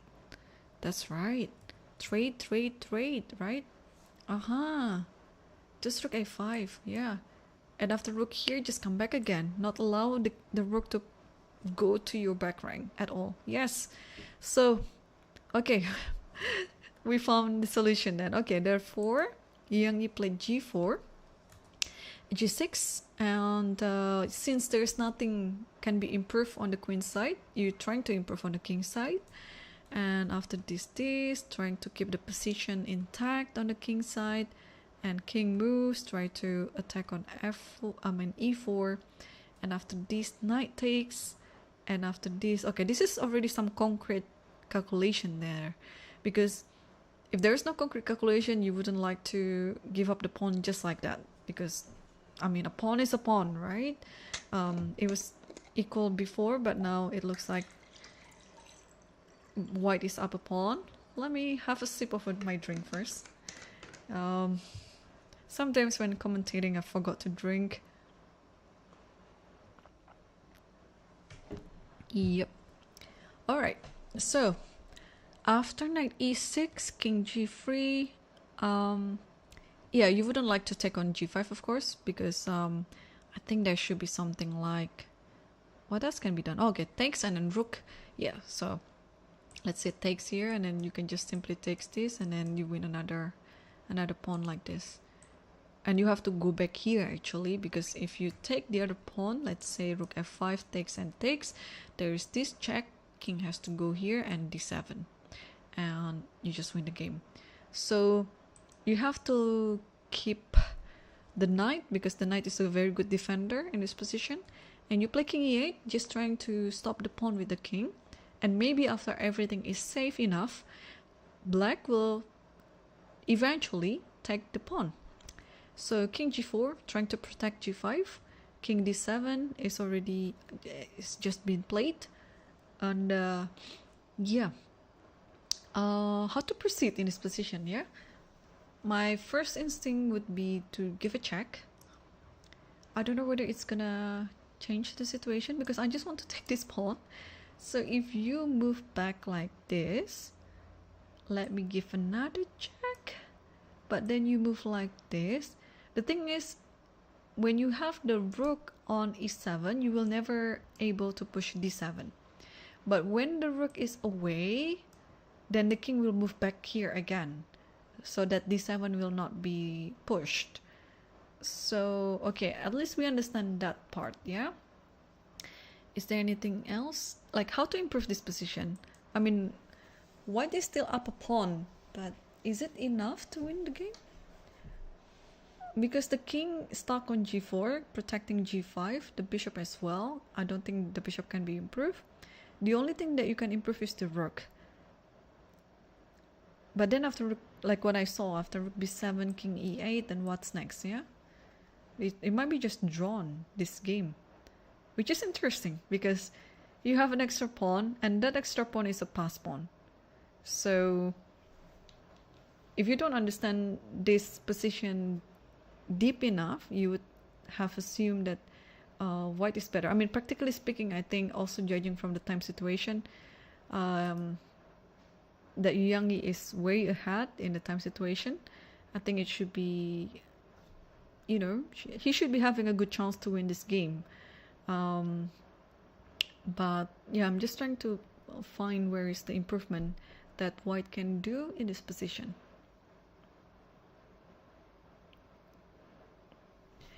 Okay, I mean, I think we have to try to keep jumping one game to another rather quickly, because players are having some sort of like shorter time right now.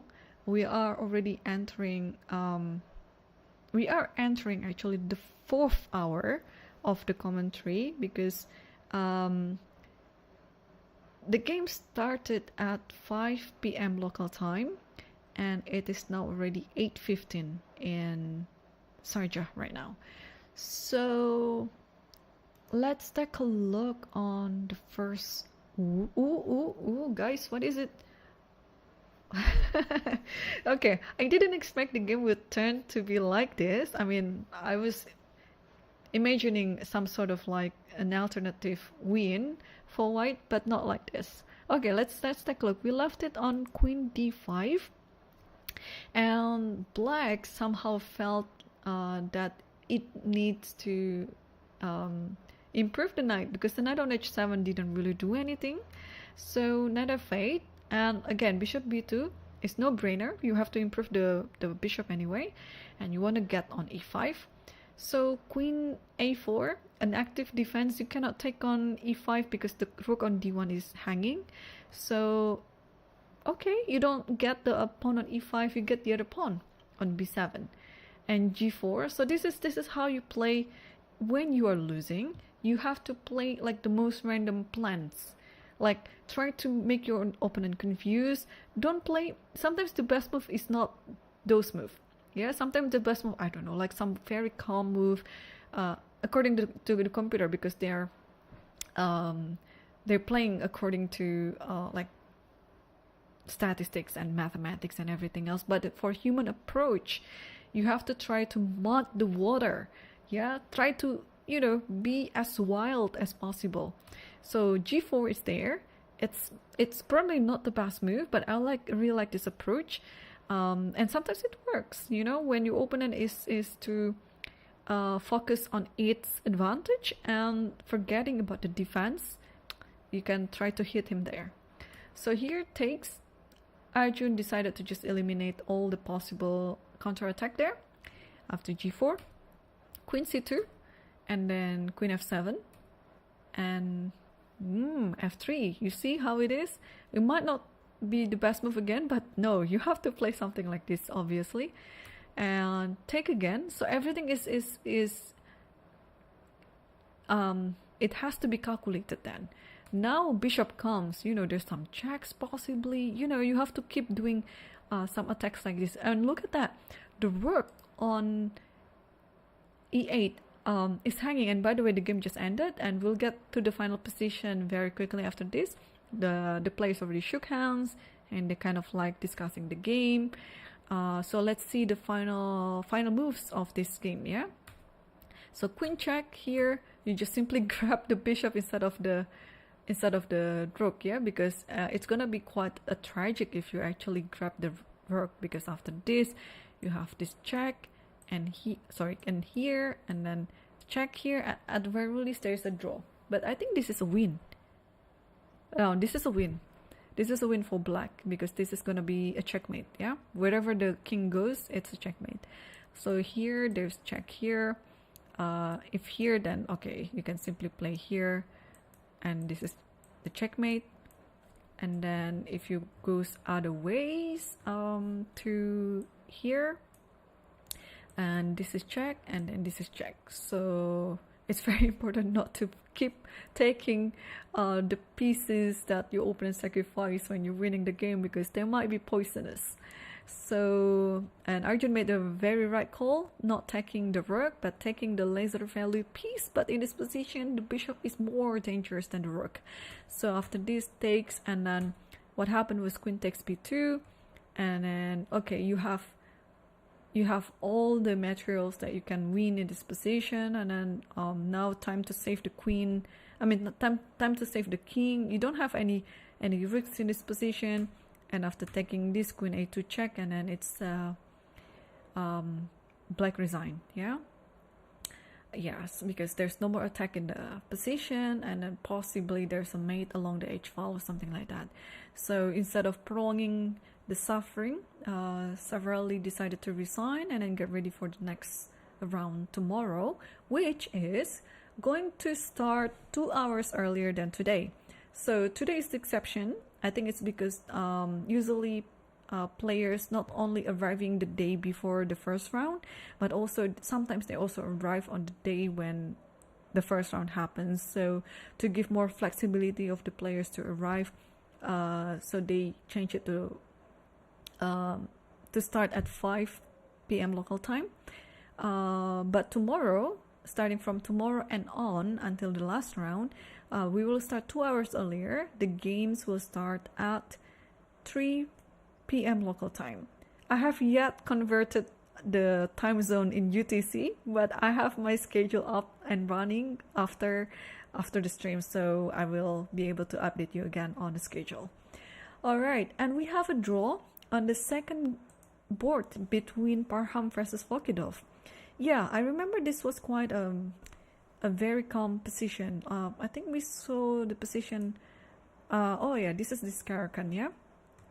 Takes here and knight takes. Yeah, we saw it until this position actually, where Volkidov was still thinking on how to take the pawn back on d4. And knight c6, knight takes c6, knight takes c6, and rook d1, and castle. Okay, now it's different story, because I remember that I said it's going to be quite loose if you are castling on the short side, but there are already 2 minor pieces that's traded, so it says something, yeah, because now the attack on h7 is no longer available unless you try to build it by playing knight f3, knight g5, but it's if you have time for that, because at the very least the bishop can just move back to e7 and stopping knight g5. So here queen f3 was played in order to attack on h5, and you just play queen a5. I like this type of active defense where you're being attacked, but instead of protecting the attack piece, you're attacking something else. So, oh, what is going on, guys? Okay, takes on d5, because c6 knight was also under attack, and now it's time for the knight to move. In hindsight, it looks like white is better because white is attacking the king side. The knight is coming to e3 or g3, and looks like white is just better. So, but Parham has worked his magic and somehow neutralized the game. But how? Okay, let's see. d4, and queen takes h5, bishop c3. So Parham literally didn't care about the pawn on h5, which I was scared actually to lose it, but he has all these concrete approaches that turns out to be just working well.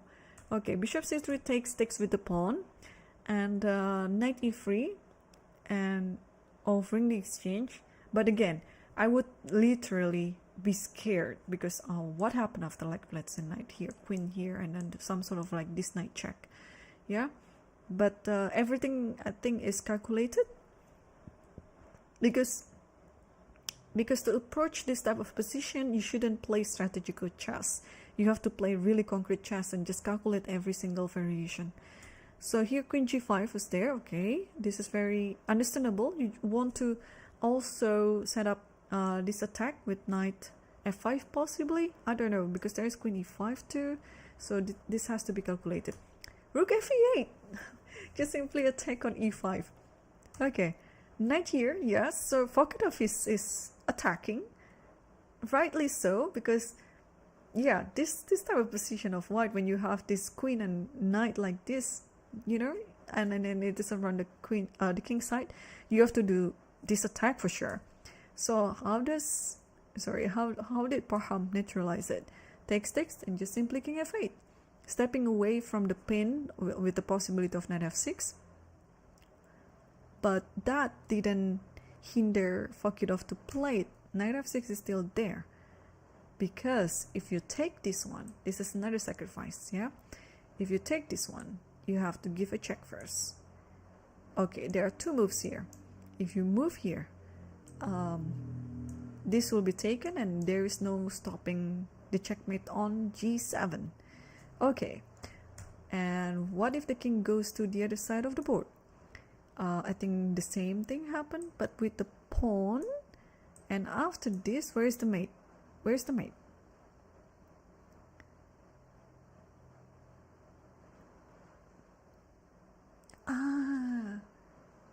I understand. Not this one. The mate is like this. Takes, king has to be here, this is force, and then you play here. There you go. Now you have two attacks on for the checkmate. You have this one and you have this one. And then how do you stop both at the same time? You cannot. So it is why the knight on h6 couldn't be taken. The sacrifice, not h6, f6 cannot be taken because of this outcome. Yeah, so if you take with the knight here, it's a checkmate because the knight protects f7, so you give this checkmate. And if you take with the queen protecting the checkmate on h8, you take f7. And if the king runs away, it still doesn't help, you take this, and then after this you give a checkmate. So the thing is, if it blocks like this, okay, it's a checkmate. But if it gets blocked like this, you don't take, you don't give a check immediately, but you take this one first. And after this, and now it's a checkmate. Because if you give a check first, after knight e7, there is knight here. And you might actually lose the chance to checkmate, maybe. Yeah, you might actually lose it. Because now how do you create the checkmating attack? Maybe queen here, queen e7. No, whenever you pull queen h7 or h5 like that, there's always like this. So yeah, you have to be in time for everything. So that's why instead of checking, just rook e7 first, and then you still have all the checkmate. Okay, so we solved that one. We solved that mystery of the sacrifice, why the knight on f6 cannot be captured. And Parham, but this still looks scary for black. So Parham played rook d8 and check. Is there anything better? Is it actually a better position here, or is this just pretty much 0-0-0 if you ask the engine? So knight d7, king e8, queen takes. Okay, now it's just perpetual. Okay, so is there anything better than this? Because it looks like white is okay. Let's ask our engine. It's 0-0, surprisingly. It's just 0-0. I thought there's some advantage, but none. There's nothing. It's just drawn. Okay, so Yeah, a very good game, a very good drawing game actually. It's not like the draw game that boring that they repeat. No, I mean they repeated the moves here, but it's giving us some hope of excitement. So no, it's a good game and it's a very steady start. Yeah, so I believe they employed an accelerated pairing because usually on the first round you are being paired against much lower rated player. But the good thing in Sharjah Masters is you have an accelerated pairing where you get paired according to your kind of like your own level. So that's why already on the first round we see a battle of 2600 playing each other or 2700 playing each other. So or with 26 and 2500, something like that. Or 27 and 25 actually. Yeah, 27 and 25. All right, so the game between Seturaman and Rajabov ended with a draw.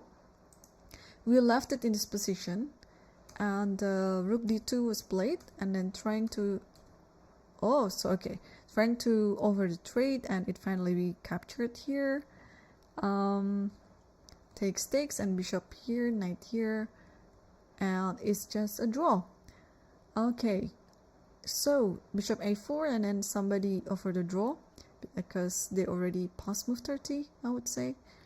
And yeah, I mean, as long as you keep the rook on the board, I think both players should be fine because you cannot really have any penetrating point for this type of endgame. All right, and we have one game left in the top 5 boards.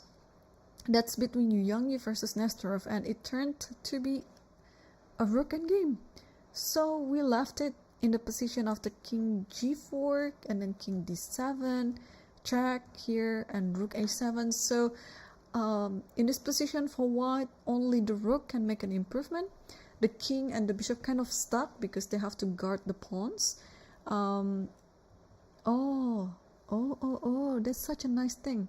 I mean, look at this. I didn't even think of wasting a tempo like this because it has like many nuances here. First of all, if you move your king, where you move the king, you cannot really move the king, yeah? If you move it here, I'll take the pawn. If you move it here, maybe I'll give a check and something like that, and the king has to resort to g7. That's one thing. Okay, and now, after rook a7, if you also waste a tempo with the rook, and it gives time for the bishop to move to here and then here. Because this rook has to be along this file anyway, otherwise there is a check and then take on the, check and then probably like almost winning. Like if the rook goes here, for example, I can give a check like this maybe, can I? Or I can give a check here.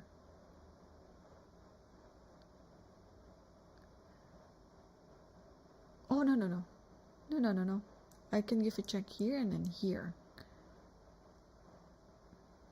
But where's my win there?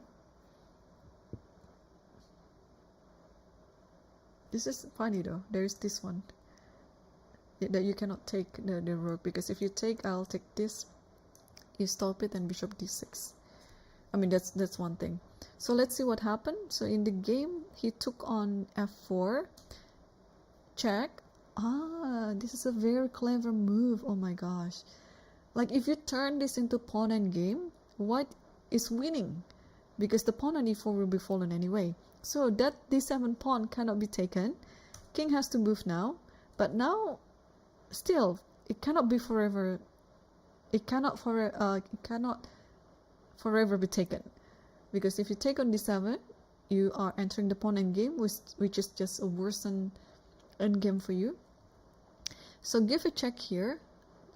Yangyi took it, and Nesterov took on f2.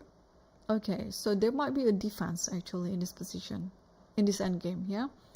Because again, the king on e7 is perfectly placed. You are just trying to stop the pawn.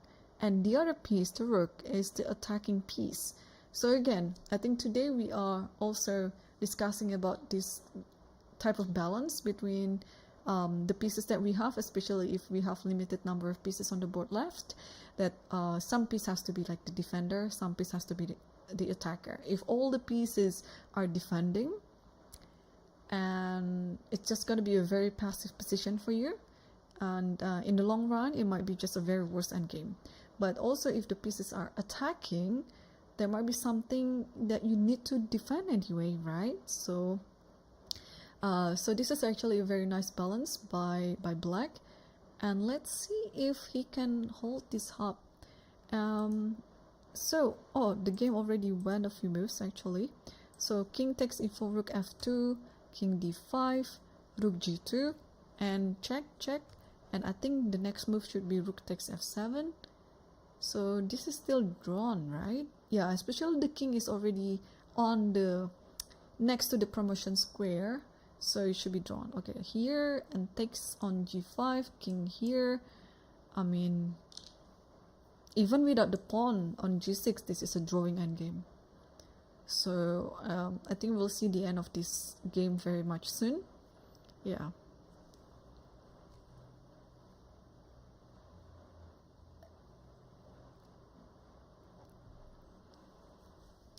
Okay, it's been exciting so far. Yeah, like I wish I could see all the games, but we have such a limited time, and then we have to also discuss about the moves, the games. I mean, literally like the moves, because it's been so exciting and very insightful, to be honest. Yeah, so this one is the last game that's still currently on in the top 5. So let's see if I can fix this. It should be fine. Okay, so they're playing on the board number 3 right now, and then you can see on the background that so many players are still playing, possibly from different section as well.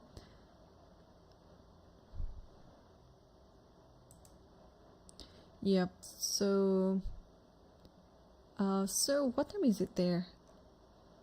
It is 8:35 in Sharjah right now. Yeah, it is about dinner time, and tomorrow they have to start the games earlier.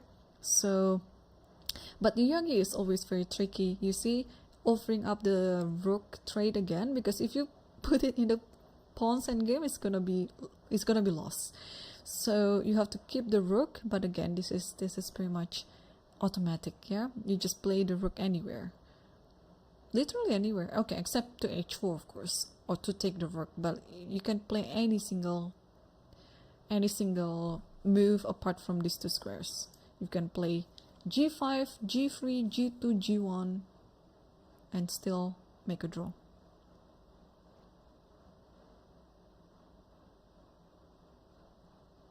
Rook g3 is there. Yeah, we don't have the live boards for the challengers. We are only covering the master section. I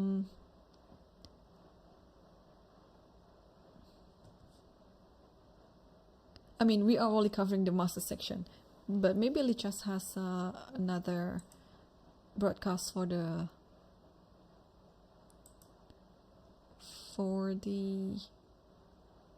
challenger. I have yet to check it. Okay, so e4 is there. Okay, so this is kind of like a thematic. I don't know whether having the g6 pawn will help, because sometimes you would like to give a check from the long side. Maybe, I mean, I believe this is still drawn pretty much. But again, black has to be precise, and this is the thing about Yu Yangyi. He's a very determined guy, you know, and if you are going to make a draw against him, you have to prove it until the very end. So g5 is already there, trying to make some sort of a counter attack there. Yeah, I think it should be drawn. Yeah. So e4, I mean e5 is played, and After this, okay, g4 maybe, or you can also try to activate the rook from g3 to e3 or to h3. But yeah, or just push g4. Yeah, just try to make a counter attack that way. Okay, so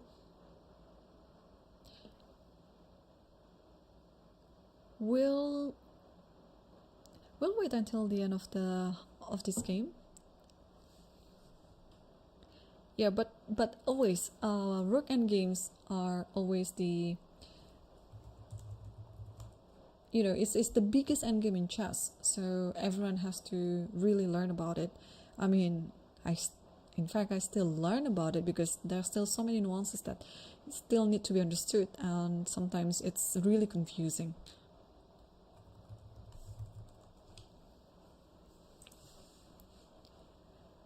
Okay, so g4, and Yang is still thinking.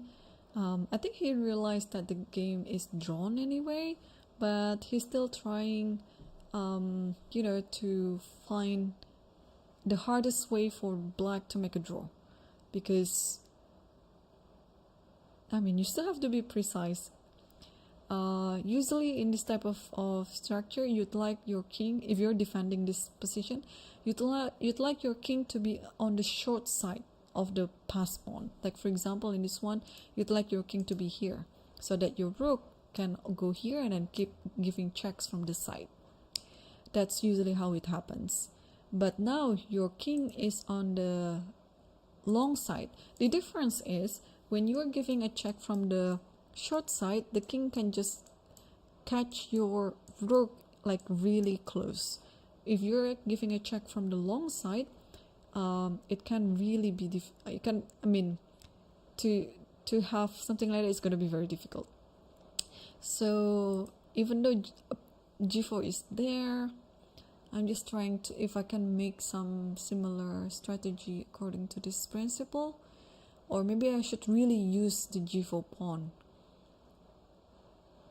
Okay, so for example, if in this position, what can I do? Let's say I play king e7, yeah, and yeah, because this rook, yeah, I understand this. Yeah, this rook needs to, okay, without this pawn, this rook might be the you might really employ the loosen a bridge position. Just imagine if there is no pawn like this, and then having the king on the long side, it is making things possible for white to make a loosen a bridge like this in the end, and then check here, or here, sorry, check here, and then king goes like that because the rook will be on this side of the board. But now with this pawn, the rook is going to be attached in guarding this pawn, and the king cannot make any improvement, so therefore this is a draw. Okay, so let's say in this position I will play something like this, and then,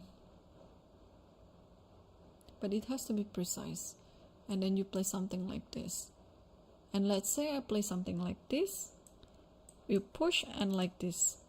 Like how do you, or maybe it's better to put the pawn on g3 anyway, like this and this, like after this, and now we can just stop like this for example, and then you would like to promote, and after this, and after this, and after this, and now let's say, oh no, I cannot do that, can I? Oh, I can, just here. Yeah, this is what I meant. Without this pawn, you can try to make a loosen a bridge by playing here and then check, and then king moves, because this rook will stay on this rank, right? But now I don't think that can happen, can it? Because if you do this, it actually is possible.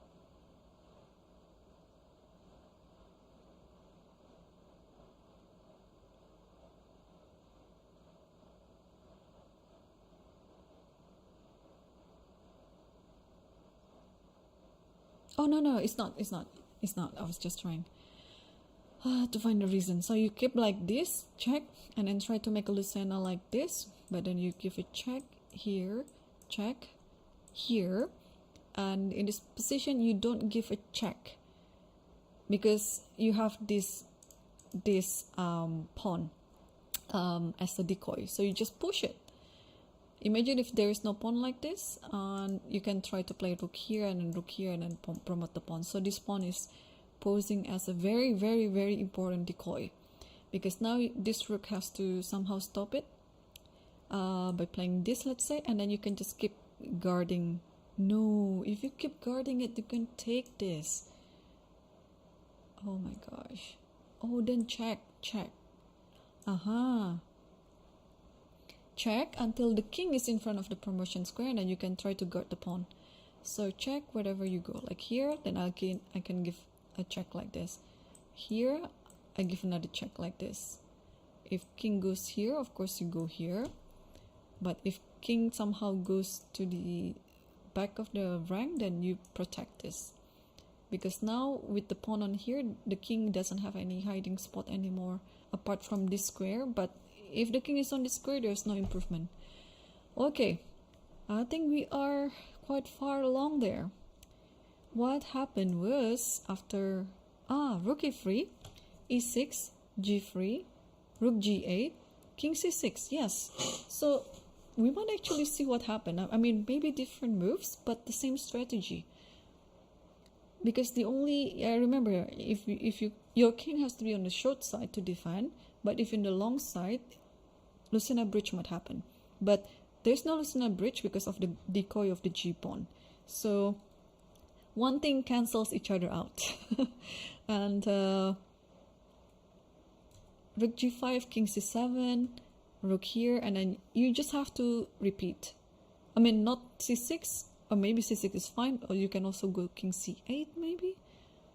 But yeah, this rook will have to be here, and sometimes when things like this happens, you have to play rook f3, so not to let the king out. Okay, no, this is quite an endgame study for me too.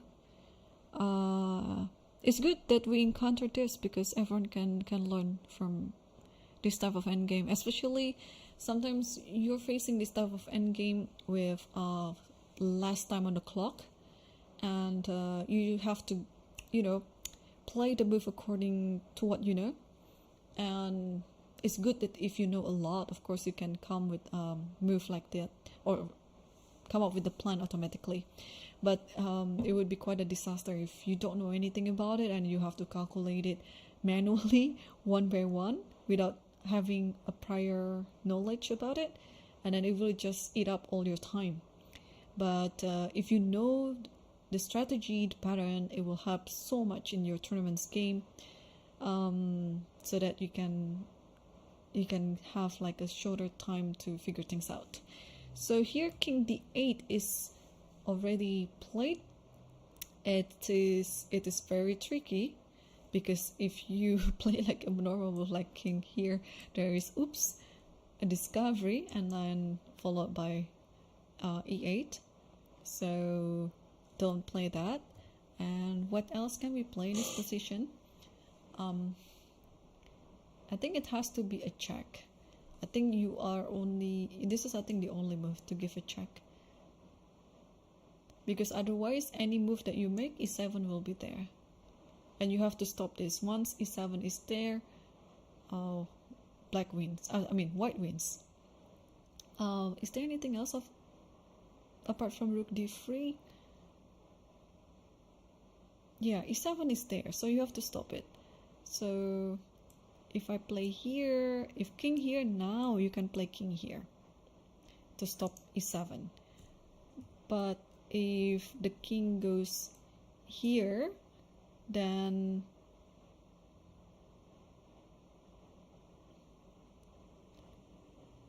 I'm confused. Oh, king d6 is fine, and after e7, now king c7. Because now the only thing that you can improve in this position is to play king f7, but then you can just keep checking. because if something like this, then okay, thanks to the pawn, right, on g2, then it's just gonna be drawn. All right, so oh, rook d3 was happening already. So he played rook d3, and then Yang Yi played king e8, and now black is still thinking, and the game attracted a few players to watch it live over there. If I'm not mistaken, is that Parham or someone else watching this game? So yeah, this is an interesting endgame. What else can we play apart from king d6? We can also play king c7. Yeah, king c7 like this. Then if you do this, then rook f3. And yeah, and then we see the position where I explained about the non-existent listener bridge before, thanks to the pawn on g3. Still thinking there, but black is about 1 minute left, so he doesn't have much, but it is a very important and critical position, because one wrong move will change the whole game. And Yang Yi is pushing for sure, trying to win this. But I mean, with the right play, it is easily defended.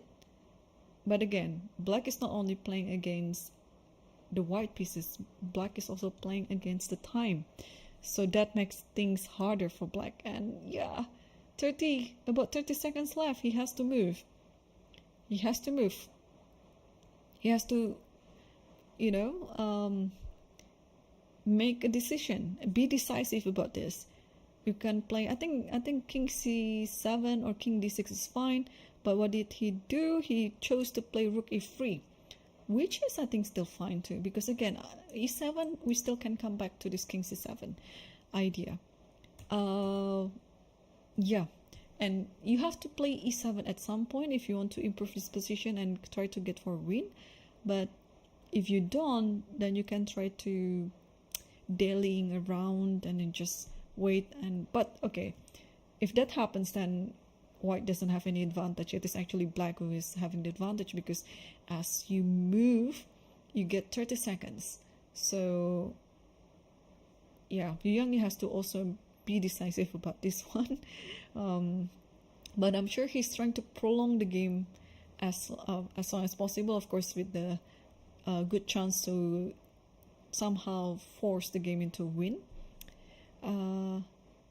But okay, he doesn't have much as well. I mean, 7 minutes, okay, it's very, very sufficient. He has enough time on the clock. But also, yeah, I guess he's trying to find the trickiest way to trick his opponent.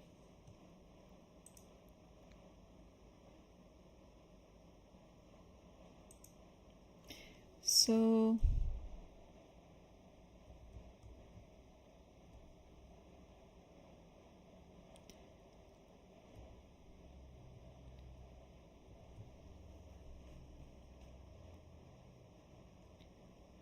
alright, e7 already done, and king c7, there you go. Yeah, you have to be on the side like this. Okay, if this was black to move, black will play something like rook f3, but this is white to move.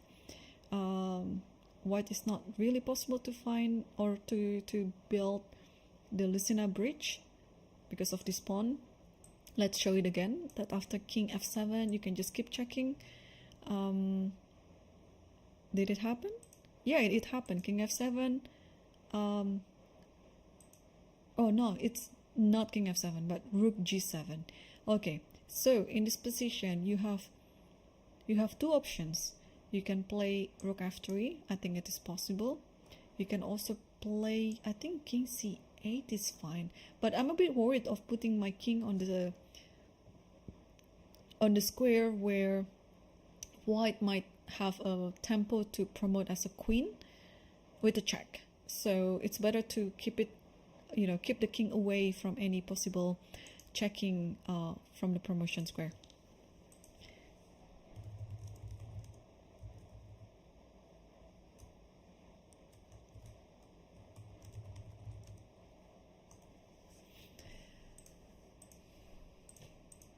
Okay, rook f3. Oh no, rook g8 is still played. Okay.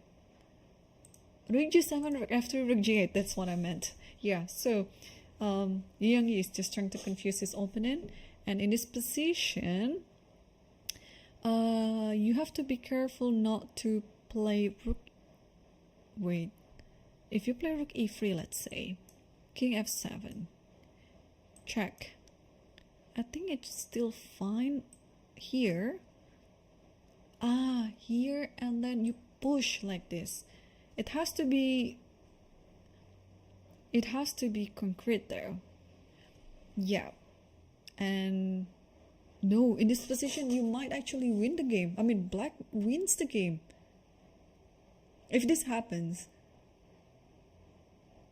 because okay, if you promote, then I'll promote and then followed by this check. But if you move the king, then I'll give a check first. That's the beauty part of it. And here and then check. So that cannot be done because this just wins for black. So this situation that after rook g8, yeah, you can actually play rook e3. And then rook g6 again. Yeah, so after rook g6, rook f3 again, yeah. And then rook g7. So are they ready to repeat the moves? Like if if black play rook e3 again here, there's no improvement, right? Because it's always after you play king f7, then it's time to keep giving checks. So far this is the position. Rook g7 is still, yeah, rook g7 is still there.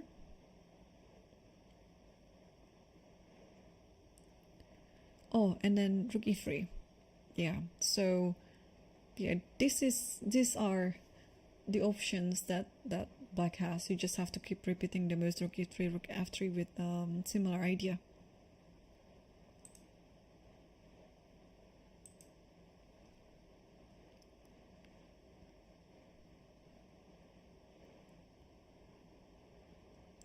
And how is it with let's take a look. Well, they are still thinking. Let's take a look at the situation of the playing hall. Still a lot of games, I guess, like on the other side of the hall. Yeah, but all of them should be playing on their increment right now because we already finishing the fourth. We almost finished the 4th hour and about to enter the 5th hour of the game actually. And yeah, we can see like board 1 already done, board 2 already done, and people are gone. Board 4 as well, and board 5. The only remaining one is board 3. So still no moves yet from Yu Yang after rook e3.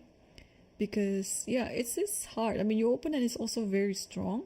He understands the nuances in this type of rook end games, and cannot easily be fooled. Yeah, because now after the pawn is on e7, things have become simpler for black to find the drawing variations.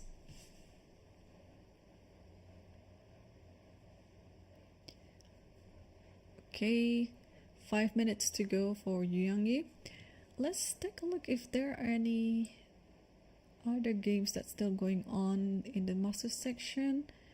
And there are actually a few. Okay, do we have any? I thought it was an upset, but Kubokarov actually won the game. There was some transmission error before. And I just want to mention this one. Royal Reyes made an upset. So we saw this position. Let's see quickly what happened. Okay, it looks like black is attacking white, right? And I'm just wondering what happened with this position. Okay, black looks good, but apparently the sacrifice don't work. It looks scary. It might work. Oh, king a1 followed by rook b1. So that doesn't work, yeah? Let's say I play something like queen here, and then there's always rook b1 and stopping everything. Okay, so Rina made a bad call with sacrificing that knight then. But now if you don't have any attack like that, then white is just an extra piece.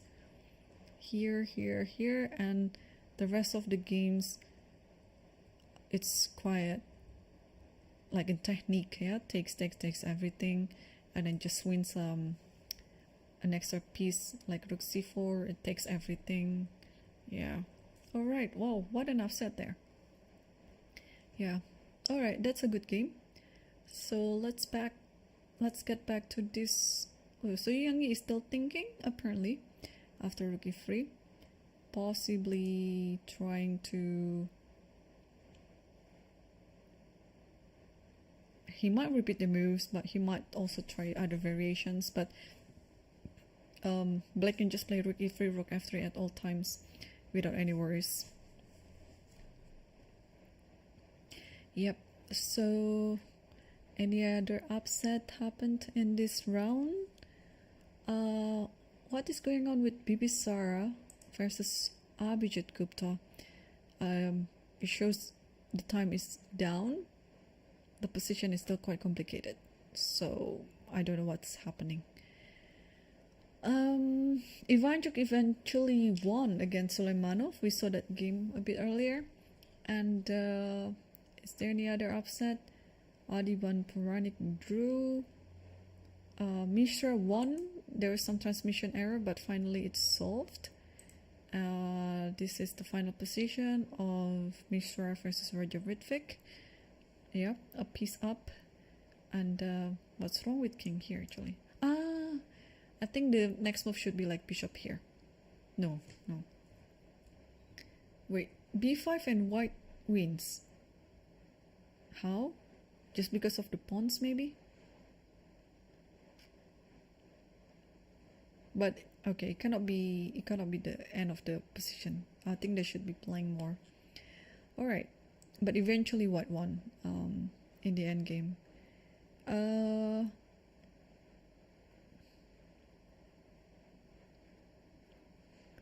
Just looking for if there's any upset.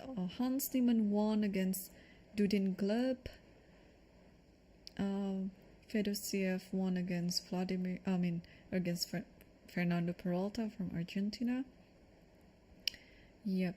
So is there any position? Oh, okay. So after rook e3, Yu Yangyi tried to play something else. Rook g4 is there. Alright. What is the idea of rook g4? He wants to give a check here, of course, and then king goes to this way. Yeah. So this is nice idea. Therefore, Nesterov played rook c3, try to stop it.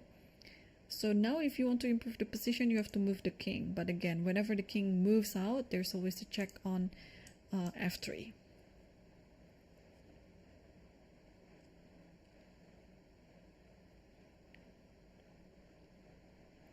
Okay, it's still gonna be a draw. It's still gonna be a draw. It just takes a longer time to make it happen. And I think we're officially entering the other day here from Jakarta, Indonesia. Now I'm on the Jakarta time zone and it just passed midnight here. Okay. Yakuboyev drew against Sivuk Vitali.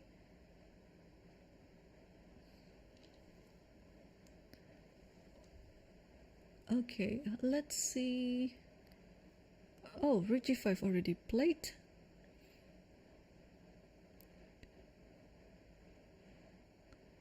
Okay.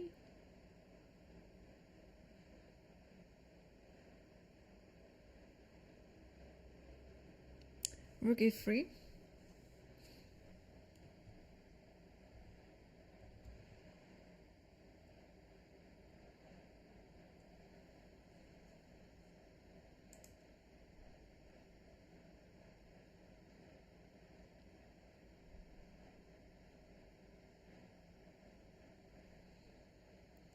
Rook g3.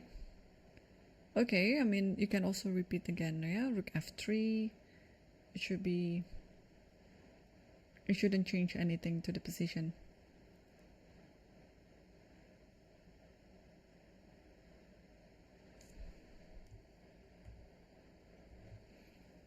Rook g8.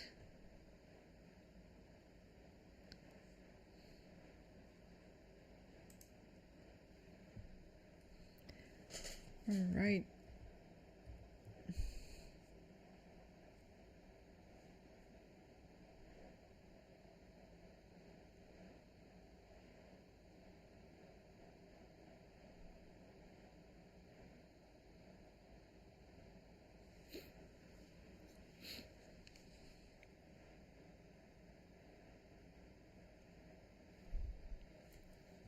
Yeah, we are nearing the end, guys, of today's commentary, because it looks like this one is gonna be a draw. I believe this position has been repeated. I don't know how many times, but it has been repeated. Oh yeah, we have rook g8-1 here, and rook e3, and now we have rook g8 here and rook e3. So, and another rook g8 was moved 50, but okay, so the pawn was still there. All right, so we already have this move, I mean this position 2 times. Oops. 2 times. And what about other position? If rook g7, okay, the other position also 2 times. Okay, rook e3 is there. Yeah, the video seems to be frozen. The other videos are running.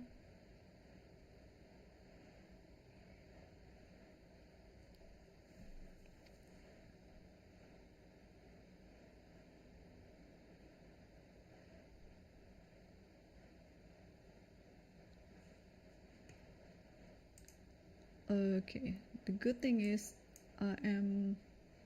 I have the power to navigate many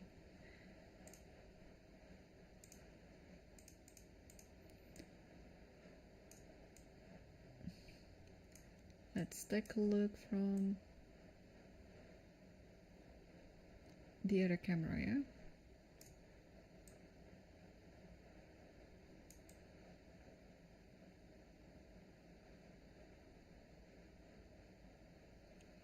Alright, so finally the king comes out and black gives a check.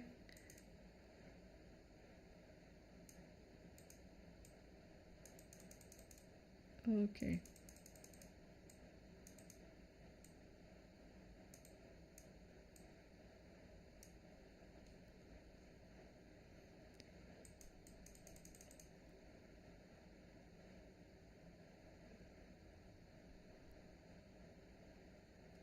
Oh, and I was just looking from the other cameras that the black player just made a draw claim to the arbiter.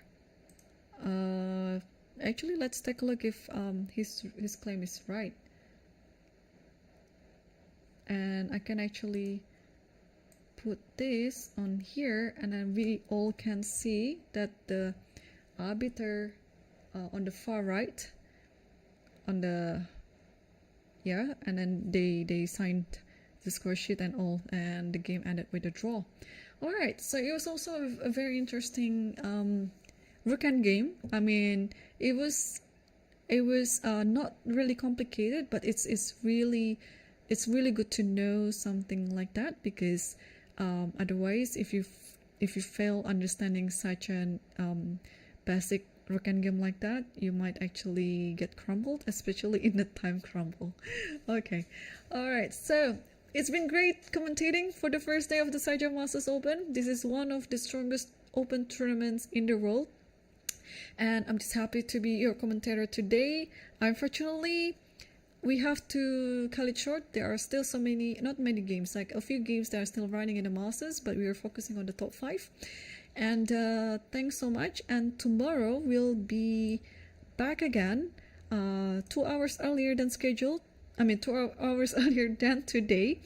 And let's take a look at the schedule. So yeah, tomorrow we will start at 11 a.m. UTC time.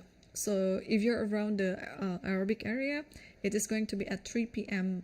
Dubai time or Sharjah time, local time. All right, and yep, such an interesting game, and it's time for me to sleep. It's already past midnight here, and thanks again for watching. And yes, bye for now. See you tomorrow.